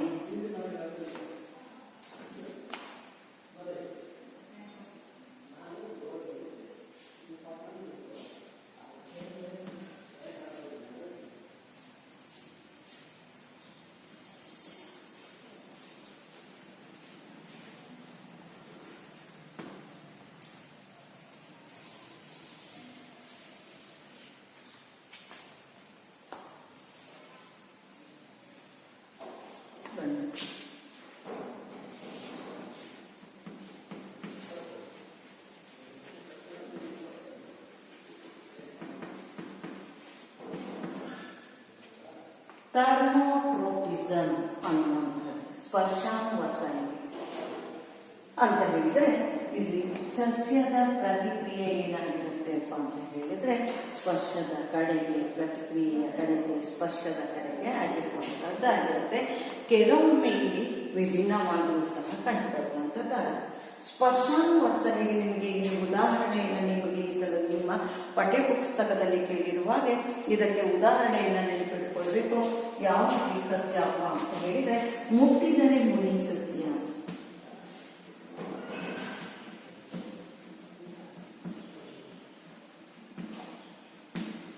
ಅಥವಾ ಟಚ್ ಮೀನಾ ಅನ್ನುವಂಥದ್ದು ಏನಿದೆ, ಮುಟ್ಟಿದರೆ ಮುನಿ ಸಸ್ಯ, ಅದರ ವೈಜ್ಞಾನಿಕ ಹೆಸರೇನಿದೆ ಬೊಟಾನಿಕಲ್ ನೇಮ್ ಮಿಮೋಸಾ ಪುಡಿಕಾ. ಇದೇನಿದೆ ಈ ಸಸ್ಯವನ್ನ ಮುಟ್ಟಿದಾಗ, ಈ ಸಸ್ಯವನ್ನ ಮುಟ್ಟಿದ್ರೆ ಏನಾಗುತ್ತೆ, ಆ ಎಲೆಗಳೆಲ್ಲವೂ ಸಹ ನಿಧಾನವಾಗಿ ಮುಟ್ಟಿಕೊಳ್ತಾ ಹೋಗುತ್ತೆ. ಆ ನಂತರ ಎಲ್ಲವೂ ಸಹ ಮಡಚಿಕೊಳ್ಳುತ್ತೆ. ಈ ರೀತಿ ಮಡಚಿಕೊಳ್ಳುವಂತಹದ್ದು ಏನಾಗಿರುತ್ತಪ್ಪ ಅಂತ ಹೇಳಿದ್ರೆ, ಒಂದು ಪ್ರಚೋದನೆಯ ದಿಕ್ಕಿನ ಕಡೆಗೆ ಇರೋದಿಲ್ಲ. ಪ್ರಚೋದನೆ ಸಾಮಾನ್ಯವೆಲ್ಲವೂ ಸಹ ಪ್ರಚೋದನೆಯ ದಿಕ್ಕಿಗೆ ಇದ್ರೆ ಮಿಮೋಸಾ ಪುಡಿಗ ಅಥವಾ ಟಚ್ಮಿನಾ ಮುಟ್ಟಿದರೆ ಮುನಿ ಸಸ್ಯದಲ್ಲಿ ಚಲನೆಯನ್ನ ಅದನ್ನ ಕನ್ನಡದಲ್ಲೂ ಸಹ ನ್ಯಾಸ್ಟಿಕ್ ಚಲನೆ ಅಥವಾ ನ್ಯಾಸ್ಟಿಕ್ ಮೂವ್ಮೆಂಟ್ ಅಂತ ಹೇಳಿ ಕರಿತೀವಿ. ಇದು ಏನಪ್ಪಾ ಅಂತ ಹೇಳಿದ್ರೆ, ಇದು ಪ್ರಚೋದನೆಯ ದಿಕ್ಕಿನ ಕಡೆಗೆ ಇದರ ಪ್ರತಿಕ್ರಿಯೆ ಇರೋದಿಲ್ಲ. ಹಾಗಂತ ಇನ್ನು ಮತ್ತೆ ಈ ಸ್ಪರ್ಶಾನುವರ್ತನೆ ಅಥವಾ ಥರ್ಮೋಟ್ರೋಪಿಸಮ್ ಮುಟ್ಟಿದರೆ ಅನ್ನುವಂಥದ್ದು ಬರುತ್ತೆ ಅಂತ ಹೇಳಿದ್ರೆ, ಈ ರೀತಿಯ ಸಸ್ಯಗಳಿಗೂ ಸಹ ಉದಾಹರಣೆ ಇದೆ. ಈ ರೀತಿಯ ಚಲನೆಗೂ ಸಹ ಅದರಲ್ಲಿ ಕೀಟಹಾರಿ ಸಸ್ಯಗಳು, ನೆಪಂಥಿಸ್ ಬೂಜಿ ಗಿಡ ಆಕಾರದ ಕೀಟಹಾರಿ ಸಸ್ಯಗಳಲ್ಲಿ ಆ ಕೀಟಹಾರಿ ಸಸ್ಯಗಳಿಗೆ ಆ ಬೂಜಿ ಗಿಡದ ಒಳಭಾಗಕ್ಕೆ ಕೀಟಗಳು ಬಂದಾಗ ಅದು ಸ್ಪರ್ಶ ಆದ ನಂತರ ಏನಾಗುತ್ತೆ, ಆದ ತಕ್ಷಣವೇ ಆ ಕೀಟವನ್ನ ಅದು ಏನ್ ಮಾಡುತ್ತೆ, ಒಳಗೆ ಪಡೆದುಕೊಳ್ಳುತ್ತೆ. ಅಂದ್ರೆ ಈ ರೀತಿ ಬೂಜಿ ಗಿಡ ಮುಚ್ಚಿಕೊಳ್ಳೋದ್ರ ಮೂಲಕ ಆ ಕೀಟವನ್ನ ಒಳಗೆ ಸೇರಿಸಿಕೊಂಡು ಅದರಿಂದ ನೈಟ್ರೋಜನ್ ಅನ್ನ ಪಡೆದುಕೊಳ್ಳುತ್ತೆ. ಅದು ಅದರ ಸ್ಪರ್ಶಾನುವರ್ತನೆ ಆಗುತ್ತೆ. ಮುಟ್ಟಿದರೆ ಮುನಿ ಅನ್ನುವಂತಹದ್ರಲ್ಲಿ ನಾಸ್ಟಿಕ್ ಮೂವ್ಮೆಂಟ್ ಅನ್ನುವಂಥದ್ದು ನೋಡ್ತಾ ಹೋಗ್ತೀವಿ. ಪ್ರಚೋದನೆಯ ದಿಕ್ಕಿನಲ್ಲಿಯೇ ಅಲ್ಲಿ ನಮಗೆ ಏನಾಗುತ್ತೆ, ಪ್ರತಿಕ್ರಿಯೆ ಅನ್ನುವಂಥದ್ದು ಕಂಡು ಬರದೇ ಇರುವಂತಹದ್ದಷ್ಟೇ ಆಗಿರುವಂತಹದ್ದಾಗಿರುತ್ತೆ. ಈ ಇಷ್ಟು ಚಲನೆಗಳನ್ನ ನೋಡಿದಾಗ ಅಂದ್ರೆ ಇವು ಪರಿಸರದಲ್ಲಿನ ಪ್ರಚೋದನೆಗಳಿಗೆ ಸಸ್ಯಗಳು ನೀಡುವಂತಹ ಒಂದು ಚಲನೆಗಳಾಗಿರುವಂತಹದ್ದನ್ನ ನಾವು ಕಾಣ್ತಾ ಹೋಗ್ತೀವಿ.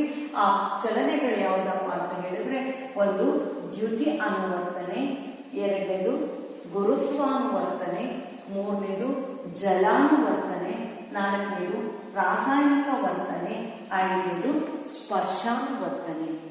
ಈ ರೀತಿಯ ಅನುವರ್ತನೆಗಳ ಮೂಲಕ ಪರಿಸರದಲ್ಲಿರುವಂತಹ ಸಸ್ಯಗಳು ತಮ್ಮ ನಿಯಂತ್ರಣ ಮತ್ತು ಸಹಭಾಗಿತ್ವದಿಂದ ಮುಖದಲ್ಲಿ ಪ್ರಕ್ರಿಯೆಯಲ್ಲಿ ಪಾಲ್ಗೊಳ್ಳುವುದರ ಮೂಲಕ ಪರಿಸರದಲ್ಲಿ ಉಳಿಲಿಕ್ಕೆ ಸಾಧ್ಯ ಆಗ್ತಾ ಹೋಗುತ್ತೆ ಅನ್ನುವಂಥದ್ದನ್ನ ಅರ್ಥೈಸಿಕೊಳ್ಳಬೇಕು.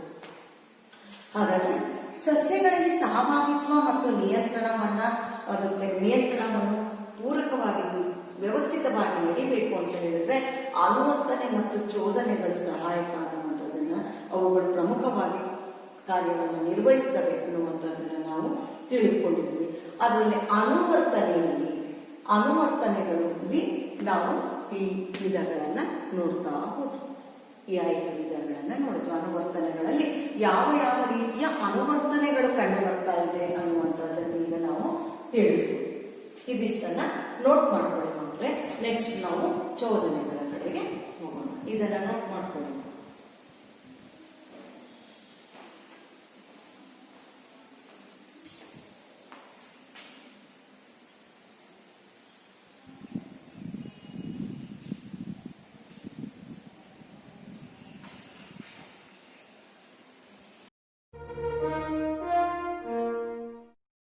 Movements of young sunflower heads during the day to track the sun is one of the most amazing things in nature. All plants exhibit movements. Let's get to know more about plant movements in this module.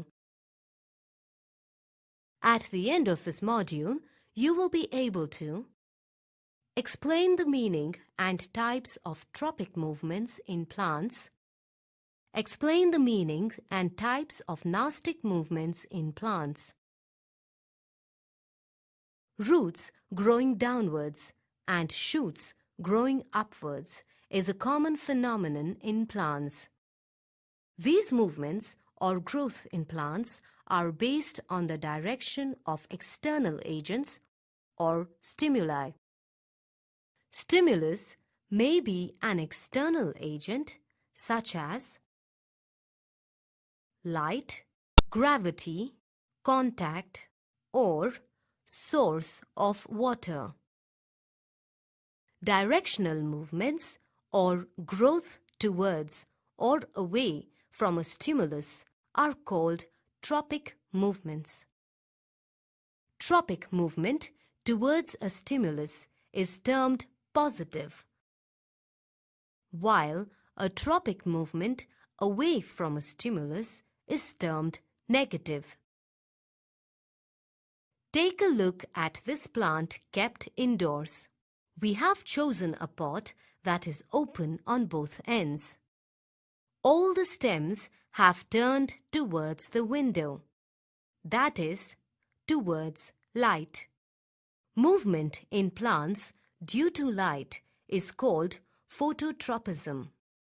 Now, let us take a closer look at a plant showing phototropic movement. You can see the shoot of the plant growing towards the light and the root growing against the light. Here, the shoots are positively phototropic and the roots are negatively phototropic. Did you know that the telegraph plant is an amazing plant? Its small lateral leaflets move at a rapid speed along an elliptical path, sampling the intensity of sunlight and directing the large leaf to the area of most intensity. Let's place this potted plant horizontally for a few days. We have chosen a pot that is open on both ends. We see that the roots have grown downwards towards the gravitational pull. The shoots, however, have grown upwards against the gravitational pull. Plant movement in response to the force of gravity is called geotropism. The roots are positively geotropic, while the shoots are negatively geotropic. These wiry stems are actually tendrils. Tendrils move in the direction of a solid object that they happen to come in contact with. Plant growth movement in the direction of a solid that touches it is called thigmotropism. The movement of plants in response to the stimulus of water or moisture is called hydrotropism. Now, take a look at this setup. You can see that the bean seed here has its root growing towards water. Water is the stimulus here that has led to this directional growth movement of the root. Watch these visuals to understand hydrotropism better. Nastic movements in plants are also a response to stimuli, such as contact, light, or heat. Nastic movements do not lead to growth and are non-directional movements. Nastic movements are reversible movements, unlike tropic movements. Pitcher plant and the Venus flytrap close and catch their prey as soon as the prey lands on them. The leaves of mimosa or touch-me-not plant close when they are touched. Here, the movements do not depend on the direction of the stimulus. The leaves of oxalis move in response to intensity of light. They open up in daylight and fold when the intensity of light is less. Flowers such as sunflowers, morning glory, and tulips bloom during the day and close in the evening. Now, for a quick recap, we have the summary here. ವಿದ್ಯಾರ್ಥಿಗಳೇ, ನೀವಿಲ್ಲಿ ಮುಟ್ಟಿದರೆ ಮುನಿ ಅಥವಾ touch me not ಅಥವಾ ಮಿಮೋಸಾ ಪುಡಿಕ ಈ ಗಿಡವನ್ನು ವೀಕ್ಷಣೆ ಮಾಡ್ತಾ ಇದ್ದೀರಾ. ಯಾವಾಗಲೂ ನೋಡಿದ್ದೀರಾ, ಆದರೂ ಸಹ ಈಗ ಅದನ್ನು ವೀಕ್ಷಿಸ್ತಾ ಇದ್ದೀರಾ. ಇಲ್ಲಿ ಸಸ್ಯದಲ್ಲಿ ಅಥವಾ ಮಿಮೋಸಾ ಪುಡಿಕದಲ್ಲಿ ನ್ಯಾಟಿಸಮ್ ಮೂವ್ಮೆಂಟ್ ಅಂತ ಹೇಳ್ತೀವಿ, ಆ ರೀತಿಯ ಚಲನೆಯನ್ನು ನೋಡ್ತೀವಿ ಅಂತ. ಸಸ್ಯದ ಯಾವ ಭಾಗ ಇಲ್ಲಿ ನಾನು ನೋಡಿ, ಈಗ ಇಲ್ಲಿ ಈ ಭಾಗವನ್ನು ಮುಟ್ಟುತ್ತಾ ಇದ್ದೀನಿ, ಇಲ್ಲಿ ಈ ಭಾಗವನ್ನು ಮುಟ್ಟಿದ್ದೀನಿ, ಆದರೆ ನೋಡಿ ಎಲ್ಲಿ ಅದರ ಪ್ರತಿಕ್ರಿಯೆ ತೋರ್ತಾ ಇದೆ. ನಾನು ಮುಟ್ಟಿರುವಂತಹ ಭಾಗ ಇಲ್ಲಿ ಪ್ರತಿಕ್ರಿಯೆ ನೋಡಿ ಎಲ್ಲಿ ಆಗ್ತಾ ಇದೆ ಅಂತ ಹೇಳಿ. ಇಲ್ಲಿನ ಈ ಭಾಗಗಳೆಲ್ಲ ಏನಾಗ್ತಾ ಇದೆ, ಎಲೆಗಳು, ಅದು ಇಲ್ಲಿ ನೋಡಿ ಈ ಭಾಗದಲ್ಲಿ ಅದು ಪ್ರತಿಕ್ರಿಯೆ ತೋರಿಸ್ತಾ ಇದೆ. ನಾನು ಮುಟ್ಟಿರುವಂತಹ ಭಾಗ ಇಲ್ಲಿದೆ, ಕೈ ಇಲ್ಲಿ ಮುಟ್ಟಿದ್ದೀನಿ, ಅದರ ಪ್ರತಿಕ್ರಿಯೆ ನೋಡಿ ಎಲ್ಲಿ ಕಂಡು ಬರ್ತಾ ಇದೆ ಅಂತ.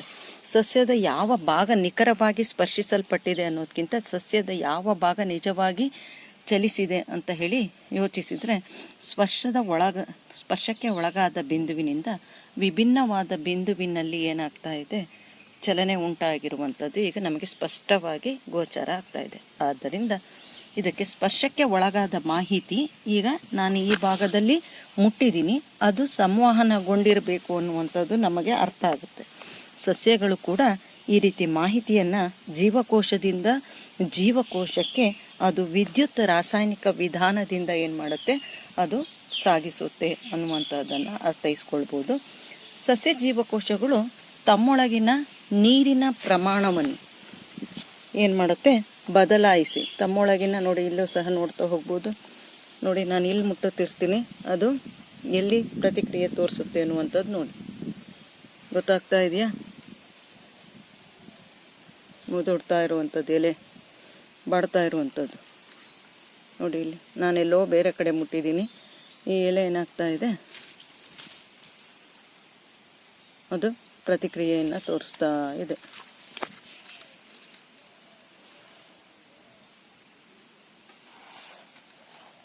ನೋಡ್ತಾ ಇದ್ದೀರಲ್ವ ಮಕ್ಕಳು?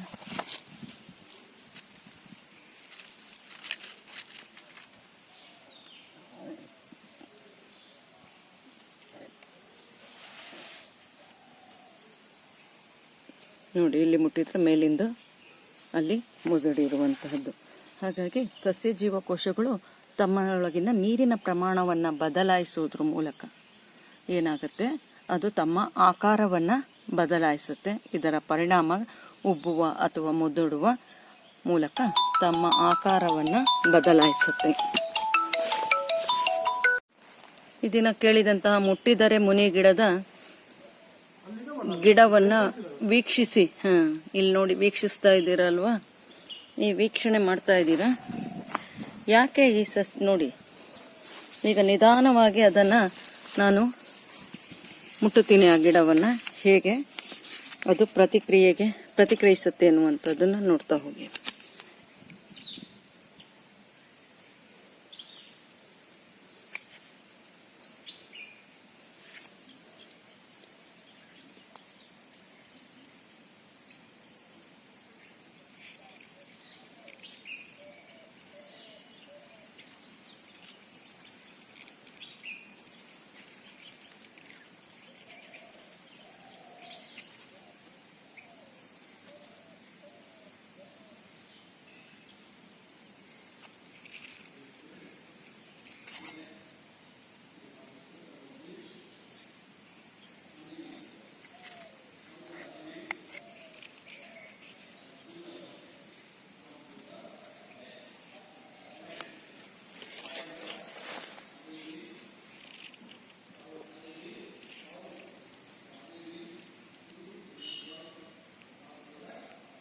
ಈಗ ನಿಧಾನವಾಗಿ ಗಮನಿಸಿ.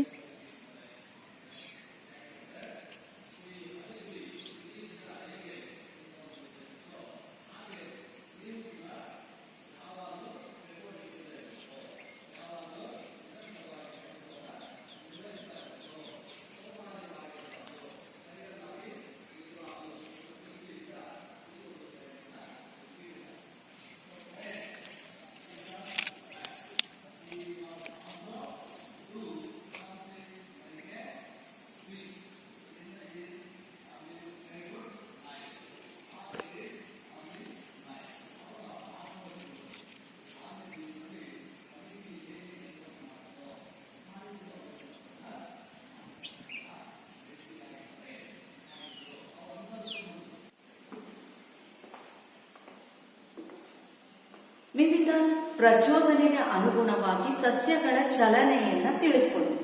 ಈಗ ನಾವು ಸಸ್ಯ ಚೋದಕಗಳು ಅಥವಾ ಸಸ್ಯ ಹಾರ್ಮೋನುಗಳ ಬಗ್ಗೆ ತಿಳಿದುಕೊಳ್ಳೋಣ. ಸಸ್ಯ ಚೋದಕಗಳು ಅಥವಾ ಸಸ್ಯ ಹಾರ್ಮೋನುಗಳ ಬಗ್ಗೆ ತಿಳಿದುಕೊಳ್ಳೋಣ. ಸಸ್ಯ ಹಾರ್ಮೋನುಗಳು ಏನಿದು? ಸಸ್ಯ ಹಾರ್ಮೋನುಗಳು ಸಸ್ಯವೂ ಸಹ ಸಸ್ಯ ತನ್ನ ದೇಹದಲ್ಲಿ ಉತ್ಪತ್ತಿ ಮಾಡುವಂತಹ ರಾಸಾಯನಿಕ ಪದಾರ್ಥಗಳೇನಿದೆ, ಆ ರಾಸಾಯನಿಕಗಳು ಸಸ್ಯ ದೇಹಗಳಲ್ಲಿನ ಜೈವಿಕ ದೇಹದಲ್ಲಿ ನಡೆಯುವಂತಹ ಜೈವಿಕ ಕ್ರಿಯೆಯನ್ನ ಅದನ್ನ ಏನ್ ಮಾಡುತ್ತೆ, ವ್ಯವಸ್ಥಿತವಾಗಿ ನಡೀಲಿಕ್ಕೆ ಸಹಾಯ ಮಾಡುತ್ತೆ ಮತ್ತು ಅದನ್ನ ಸಮನ್ವಯಗೊಳಿಸುತ್ತೆ ಹಾಗೂ ನಿಯಂತ್ರಣಗೊಳಿಸುತ್ತೆ. ಹಾಗಾಗಿ ಸಸ್ಯ ದೇಹದಲ್ಲಿ ಉತ್ಪತ್ತಿಯಾಗುವಂತಹ ರಾಸಾಯನಿಕಗಳಿಂದ ಸಸ್ಯ ದೇಹದಲ್ಲಿನ ಜೈವಿಕ ಕ್ರಿಯೆಗಳ ಸಮನ್ವಯ ಅಥವಾ ಸಹಭಾಗಿತ್ವ ಮತ್ತು ನಿಯಂತ್ರಣಕ್ಕೆ ಸಸ್ಯ ಹಾರ್ಮೋನುಗಳು ಕಾರಣ ಆಗ್ತಾ ಹೋಗುತ್ತೆ. ಹಾಗಾಗಿ ಆ ಸಸ್ಯ ಹಾರ್ಮೋನುಗಳು ಯಾವ್ಯಾವು ಅನ್ನುವಂಥದ್ದನ್ನ ನೋಡ್ತಾ ಹೋಗೋಣ. ಈಗ ಸಸ್ಯ ಹಾರ್ಮೋನುಗಳಲ್ಲಿ ಎರಡು ವಿಧ. ಒಂದು ಬೆಳವಣಿಗೆ ವೃದ್ಧಿಸುವ ಹಾರ್ಮೋನ್.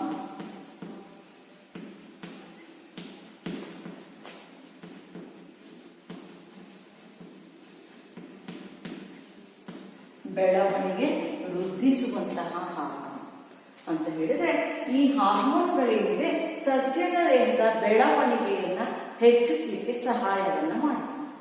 ಹಾಗೆ ಇನ್ನೂ ಒಂದು ಹಾರ್ಮೋನ್ ಇದೆ. ಆ ಹಾರ್ಮೋನ್ಗಳು ಯಾವುದಪ್ಪ ಅಂತ ಹೇಳಿದ್ರೆ ಬೆಳವಣಿಗೆ ಕುಂಠಿತಗೊಳಿಸುವ ಹಾರ್ಮೋನ್.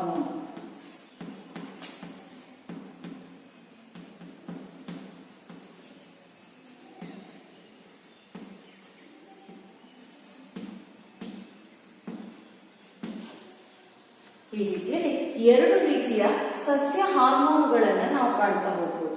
ಈ ಎರಡು ರೀತಿಯ ಸಸ್ಯ ಹಾರ್ಮೋನುಗಳು ಏನಿದಾವೆ, ಇವು ಸಸ್ಯಗಳ ದೇಹದಲ್ಲಿ ನಡೆಯುವಂತಹ ಜೈವಿಕ ಕ್ರಿಯೆಗಳನ್ನ ಸಮನ್ವಯಗೊಳಿಸಿ ಅವುಗಳನ್ನ ಏನ್ ಮಾಡುತ್ತೆ, ನಿಯಂತ್ರಣದಲ್ಲಿ ಇಡುವಂತಹ ಕಾರ್ಯವನ್ನ ಮಾಡುತ್ತೆ. ಹಾಗಾದ್ರೆ ಬೆಳವಣಿಗೆಯನ್ನು ವೃದ್ಧಿಸುವ ಹಾರ್ಮೋನು ಅನ್ನುವಂಥದ್ದು, ವೃದ್ಧಿಸುವ ಅನ್ನುವಂಥದ್ದನ್ನೇ ಅರ್ಥ ಮಾಡಿದಾಗ ನಿಮಗೆ ಗೊತ್ತಾಗುತ್ತೆ, ಬೆಳವಣಿಗೆಗೆ ಪ್ರಚೋದನೆಯನ್ನು ಉಂಟು ಮಾಡುವಂತಹ, ಬೆಳವಣಿಗೆಗೆ ಸಹಕರಿಸುವಂತಹ ಹಾರ್ಮೋನ್ಗಳು ಅಂತ ಹೇಳಿ ನಾವು ಅರ್ಥೈಸಿಕೊಳ್ತೀವಿ. ಹಾಗಾದ್ರೆ ಇದಕ್ಕೆ ಉದಾಹರಣೆ ಯಾವುದು ಅನ್ನುವಂಥದ್ದು, ಜೊತೆಗೆ ಇದನ್ನ ನೀವು ನೆನಪಿನಲ್ಲಿ ಇಟ್ಕೊಳ್ಬೇಕು, ಪರೀಕ್ಷೆಗೂ ಸಹ ಕೇಳ್ತಾ ಹೋಗ್ತಾರೆ. ಹಾಗಾಗಿ ಇಲ್ಲಿ ಇರುವಂತಹ ಹಾರ್ಮೋನ್ಗಳು ಯಾವುದಪ್ಪ ಅಂದ್ರೆ ಆಕ್ಸಿನ್, ಜಿಬ್ಬರ್ಲಿನ್,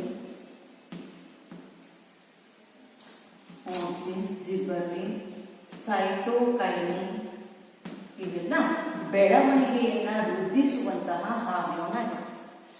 ಹಾಗಾದ್ರೆ ಬೆಳವಣಿಗೆಯನ್ನ ಕುಂಠಿತಗೊಳಿಸುವ, ಕಡಿಮೆ ಅದರ ವೇಗವನ್ನು ಕಡಿಮೆ ಮಾಡುವಂತಹ ಹಾರ್ಮೋನ್ಗಳು ಯಾವುವು ಅನ್ನೋದನ್ನು ನೋಡ್ತಾ ಹೋದಾಗ ಇಲ್ಲಿ ಆಬ್ಸಿಸಿಕ್ ಆಮ್ಲ ಮತ್ತು ಈಥಿಲೀನ್ ಇವು ಬೆಳವಣಿಗೆಯನ್ನ ಕುಂಠಿತಗೊಳಿಸುವಂತಹ ಹಾರ್ಮೋನ್ ಆಗಿದೆ. ಬೆಳವಣಿಗೆಯನ್ನ ವೃದ್ಧಿಸುವಂತಹ ಹಾರ್ಮೋನ್ಗಳು ಯಾವುದು? Auxin, gibberellin, cytokinin. ಇವೆಲ್ಲವೂ ಸಹ ಸಸ್ಯದಲ್ಲಿ ಕಂಡು ಬರುವಂತಹ ಹಾರ್ಮೋನ್ಗಳು. ಸಸ್ಯಗಳಲ್ಲಿ, ಪ್ರಾಣಿಗಳಲ್ಲಿ ಇರುವ ಹಾಗೆ ಯಾವುದೇ ರೀತಿಯಲ್ಲಿ ಅಂಗಾಂಶಗಳು, ಅಂಗವ್ಯೂಹಗಳು, ನರ ಅಂಗಾಂಶಗಳು ಅಥವಾ ಸ್ನಾಯು ಅಂಗಾಂಶಗಳು ಕಂಡು ಬರದೇ ಇದ್ರೂ ಸಹ ಅವುಗಳಲ್ಲಿ ಸಹಭಾಗಿತ್ವ ಮತ್ತು ನಿಯಂತ್ರಣದಿಂದ ಅಲ್ಲಿ ಏನಾಗ್ತಾ ಇರುತ್ತೆ, ಜೀವಿತ ಸಸ್ಯಗಳು ಸಹ ಪರಿಸರದಲ್ಲಿ ಬದುಕ್ತಾ ಇರುತ್ತೆ.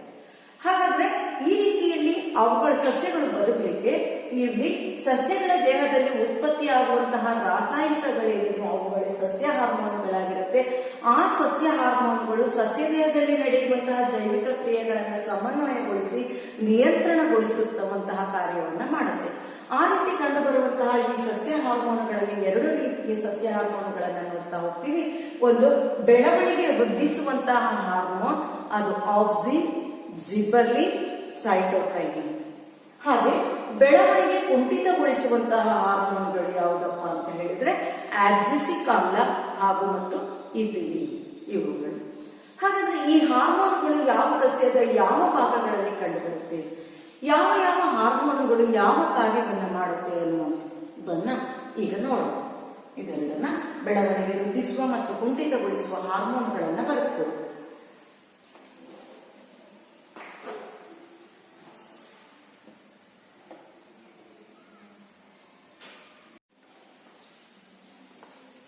ಬೆಳವಣಿಗೆ ವೃದ್ಧಿಸುವಂತಹ ಸಸ್ಯ ಹಾರ್ಮೋನ್ಗಳೇನಿದೆ ಅವುಗಳ ಕಾರ್ಯವನ್ನ ಈಗ ನಾವು ತಿಳಿತಾ ಹೋಗೋಣ.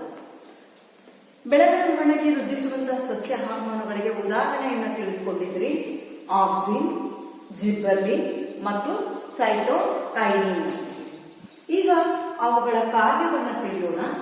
ಆಕ್ಸಿನ್ಗಳು ಸಸ್ಯದ ಬೇರು ಹಾಗೂ ಕಾಂಡದ ತುದಿಗಳಲ್ಲಿ ಉತ್ಪತ್ತಿಯಾಗುತ್ತೆ. ಆಕ್ಸಿನ್ ಹಾರ್ಮೋನು ಕಾಂಡ ಮತ್ತು ಬೇರಿನ ತುದಿಗಳಲ್ಲಿ ಅದು ಉತ್ಪತ್ತಿಯಾಗುವಂತದ್ದಾಗಿರುತ್ತೆ. ಇದರ ಕಾರ್ಯ ಏನಪ್ಪಾ ಅಂತ ಹೇಳಿದ್ರೆ ಕಾಂಡವನ್ನ ಬೆಳವಣಿಗೆಗೆ ಪ್ರಚೋದನೆಯನ್ನು ಮಾಡುತ್ತೆ. ಬೀಜರಹಿತ ಹಣ್ಣುಗಳ ಉತ್ಪಾದನೆಯಲ್ಲಿ ಆಕ್ಸಿನ್ ಅನ್ನ ಬಳಸ್ತಾರೆ ಹಾಗೂ ಸಸ್ಯಗಳಿಗೆ ಬೇಕಾದಂತಹ ಪ್ರೋಟೀನ್ ಅನ್ನ ಸಂಶ್ಲೇಷಣೆ ಮಾಡಲಿಕ್ಕೂ ಸಹ ಆಕ್ಸಿನ್ ಸಹಾಯಕವಾಗಿದೆ. ಹಾಗಾಗಿ ಇಲ್ಲಿ ಪ್ರಮುಖವಾಗಿ ನೀವು ನೆನಪಿಟ್ಕೊಳ್ಬೇಕಾಗಿದ್ದು ಕಾಂಡ ಮತ್ತು ಬೇರುಗಳ ತುದಿಯಲ್ಲಿ ಕಂಡು ಬರುವಂತಹ ಸಸ್ಯ ಹಾರ್ಮೋನ್ಗಳು ಯಾವುದು ಅಂತ ಹೇಳಿದ್ರೆ ಆಕ್ಸಿನ್ ಅಂತ ಹೇಳಿ ಬರೀತಾರೆ. ನೆಕ್ಸ್ಟ್, ಬೆಳವಣಿಗೆ ವೃದ್ಧಿಸುವಂತಹ ಸಸ್ಯ ಹಾರ್ಮೋನ್ಗಳಲ್ಲಿ ಎರಡನೆಯದು ಜಿಬರ್ಲಿನ್ ಅಂತ ಹೇಳ್ತಾರೆ. ಹಾಗಾಗಿ ಈ ಜಿಬರ್ಲಿನ್ಗಳು ಹಣ್ಣು ಹಾಗೂ ಬೀಜಗಳಲ್ಲಿ ಕಂಡು ಬರುವಂತದ್ದಾಗಿದೆ. ಈ ಜಿಬರ್ಲಿನ್ ಹಾರ್ಮೋನಿನ ಕಾರ್ಯವೇನಪ್ಪಾ ಅಂತ ಹೇಳಿದ್ರೆ ಕಾಂಡದ ಉದ್ದವನ್ನ ಹೆಚ್ಚಿಸುತ್ತೆ. ಕಾಂಡ ಉದ್ದವಾಗಿ ಬೆಳಿಲಿಕ್ಕೆ ಅದು ಸಹಾಯಕ, ಉದ್ದವನ್ನ ಹೆಚ್ಚಿಸಲಿಕ್ಕೆ ಹಾಗೂ ಬೀಜ ಮೊಳೆಯುವಿಕೆಗೂ ಸಹ ಜಿಬರ್ಲಿನ್ ಎಂಬ ಹಾರ್ಮೋನ್ ಪ್ರಮುಖವಾಗಿ ಕಾರಣವಾಗಿರುತ್ತೆ.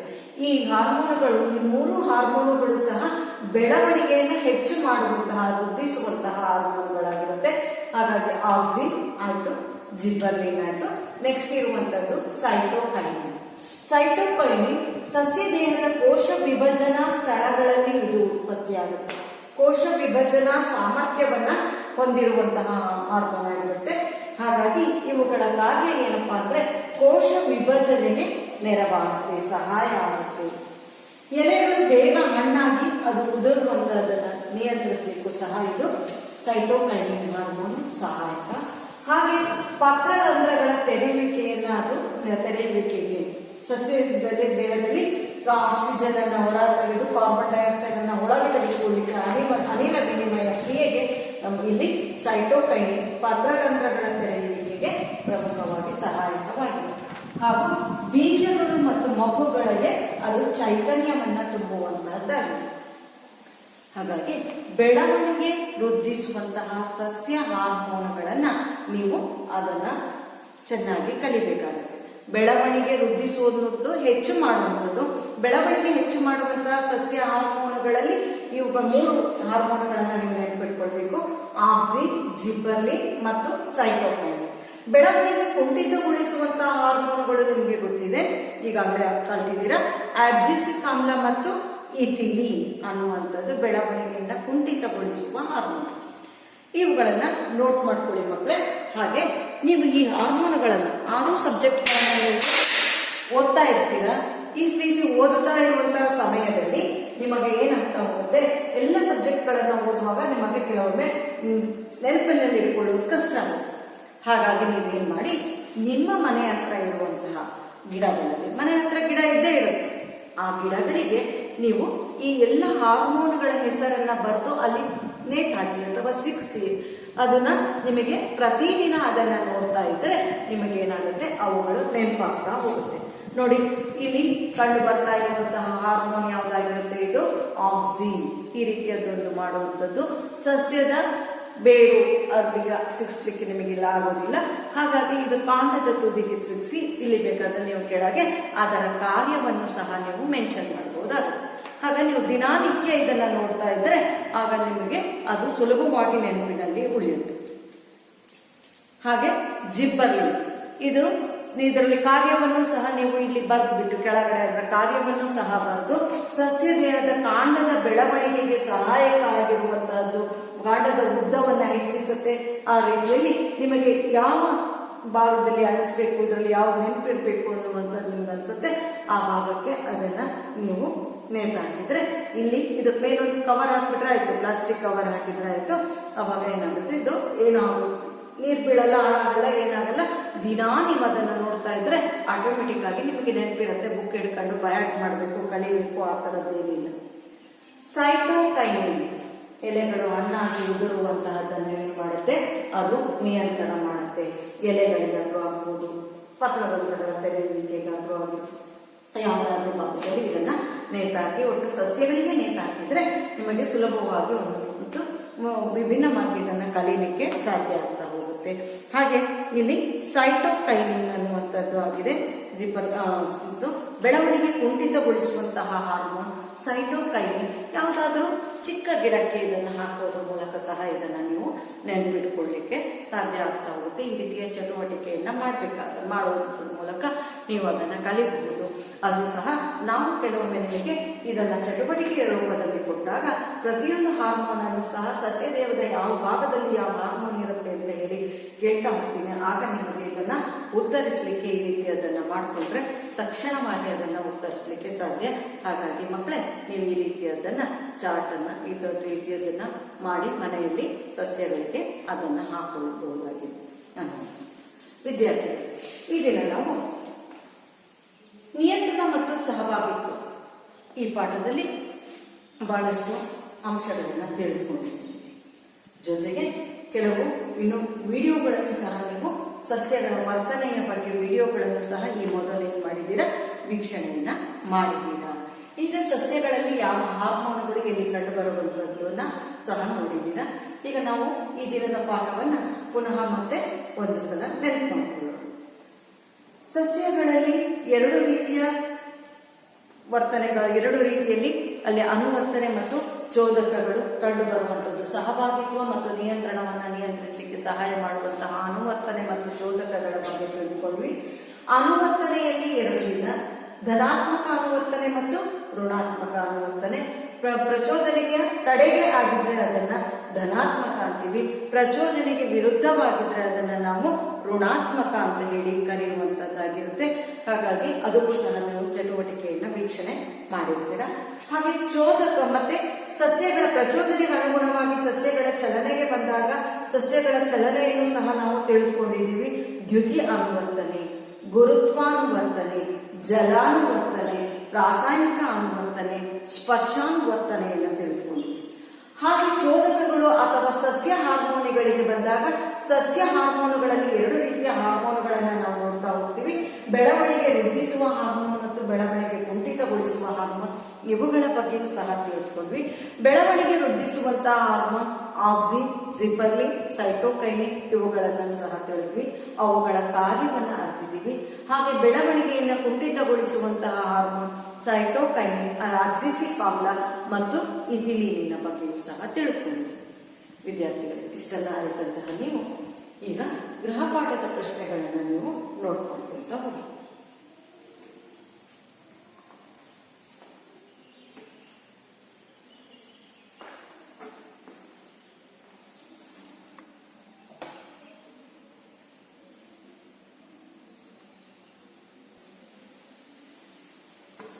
ಗೃಹ ಕಾರ್ಯವನ್ನು ನೋಟ್ ಮಾಡ್ಕೊಳ್ಳಿ ಮಕ್ಕಳೇ. ಸಸ್ಯ ಹಾರ್ಮೋನ್ಗಳು ಎಂದರೇನು? ಮುಟ್ಟಿದರೆ ಮುನಿ ಎಂಬ ಸಸ್ಯದ ಎಲೆಗಳ ಚಲನೆಯು ಬೆಳಕಿನ ಕಡೆಗೆ ಚಲಿಸುವ ಕಾಂಡದ ಚಲನೆಗಿಂತ ಹೇಗೆ ಭಿನ್ನವಾಗಿದೆ? ಮೂರನೇದು, ಸಸ್ಯ ಹಾರ್ಮೋನ್ಗಳ ವಿಧಗಳನ್ನು ಹೆಸರಿಸಿ. ನಾಲ್ಕನೇದು, ಬೆಳವಣಿಗೆ ವೃದ್ಧಿಸುವ ಹಾರ್ಮೋನ್ಗಳಿಗೆ ಉದಾಹರಣೆ ಕೊಡಿ. ಐದನೇದು, ದ್ಯುತಿ ಅನುವರ್ತನೆ ತೋರಿಸುವ ಒಂದು ಪ್ರಯೋಗವನ್ನು ವಿನ್ಯಾಸಗೊಳಿಸಿ. ನೋಟ್ ಮಾಡ್ಕೊಳ್ಳಿ.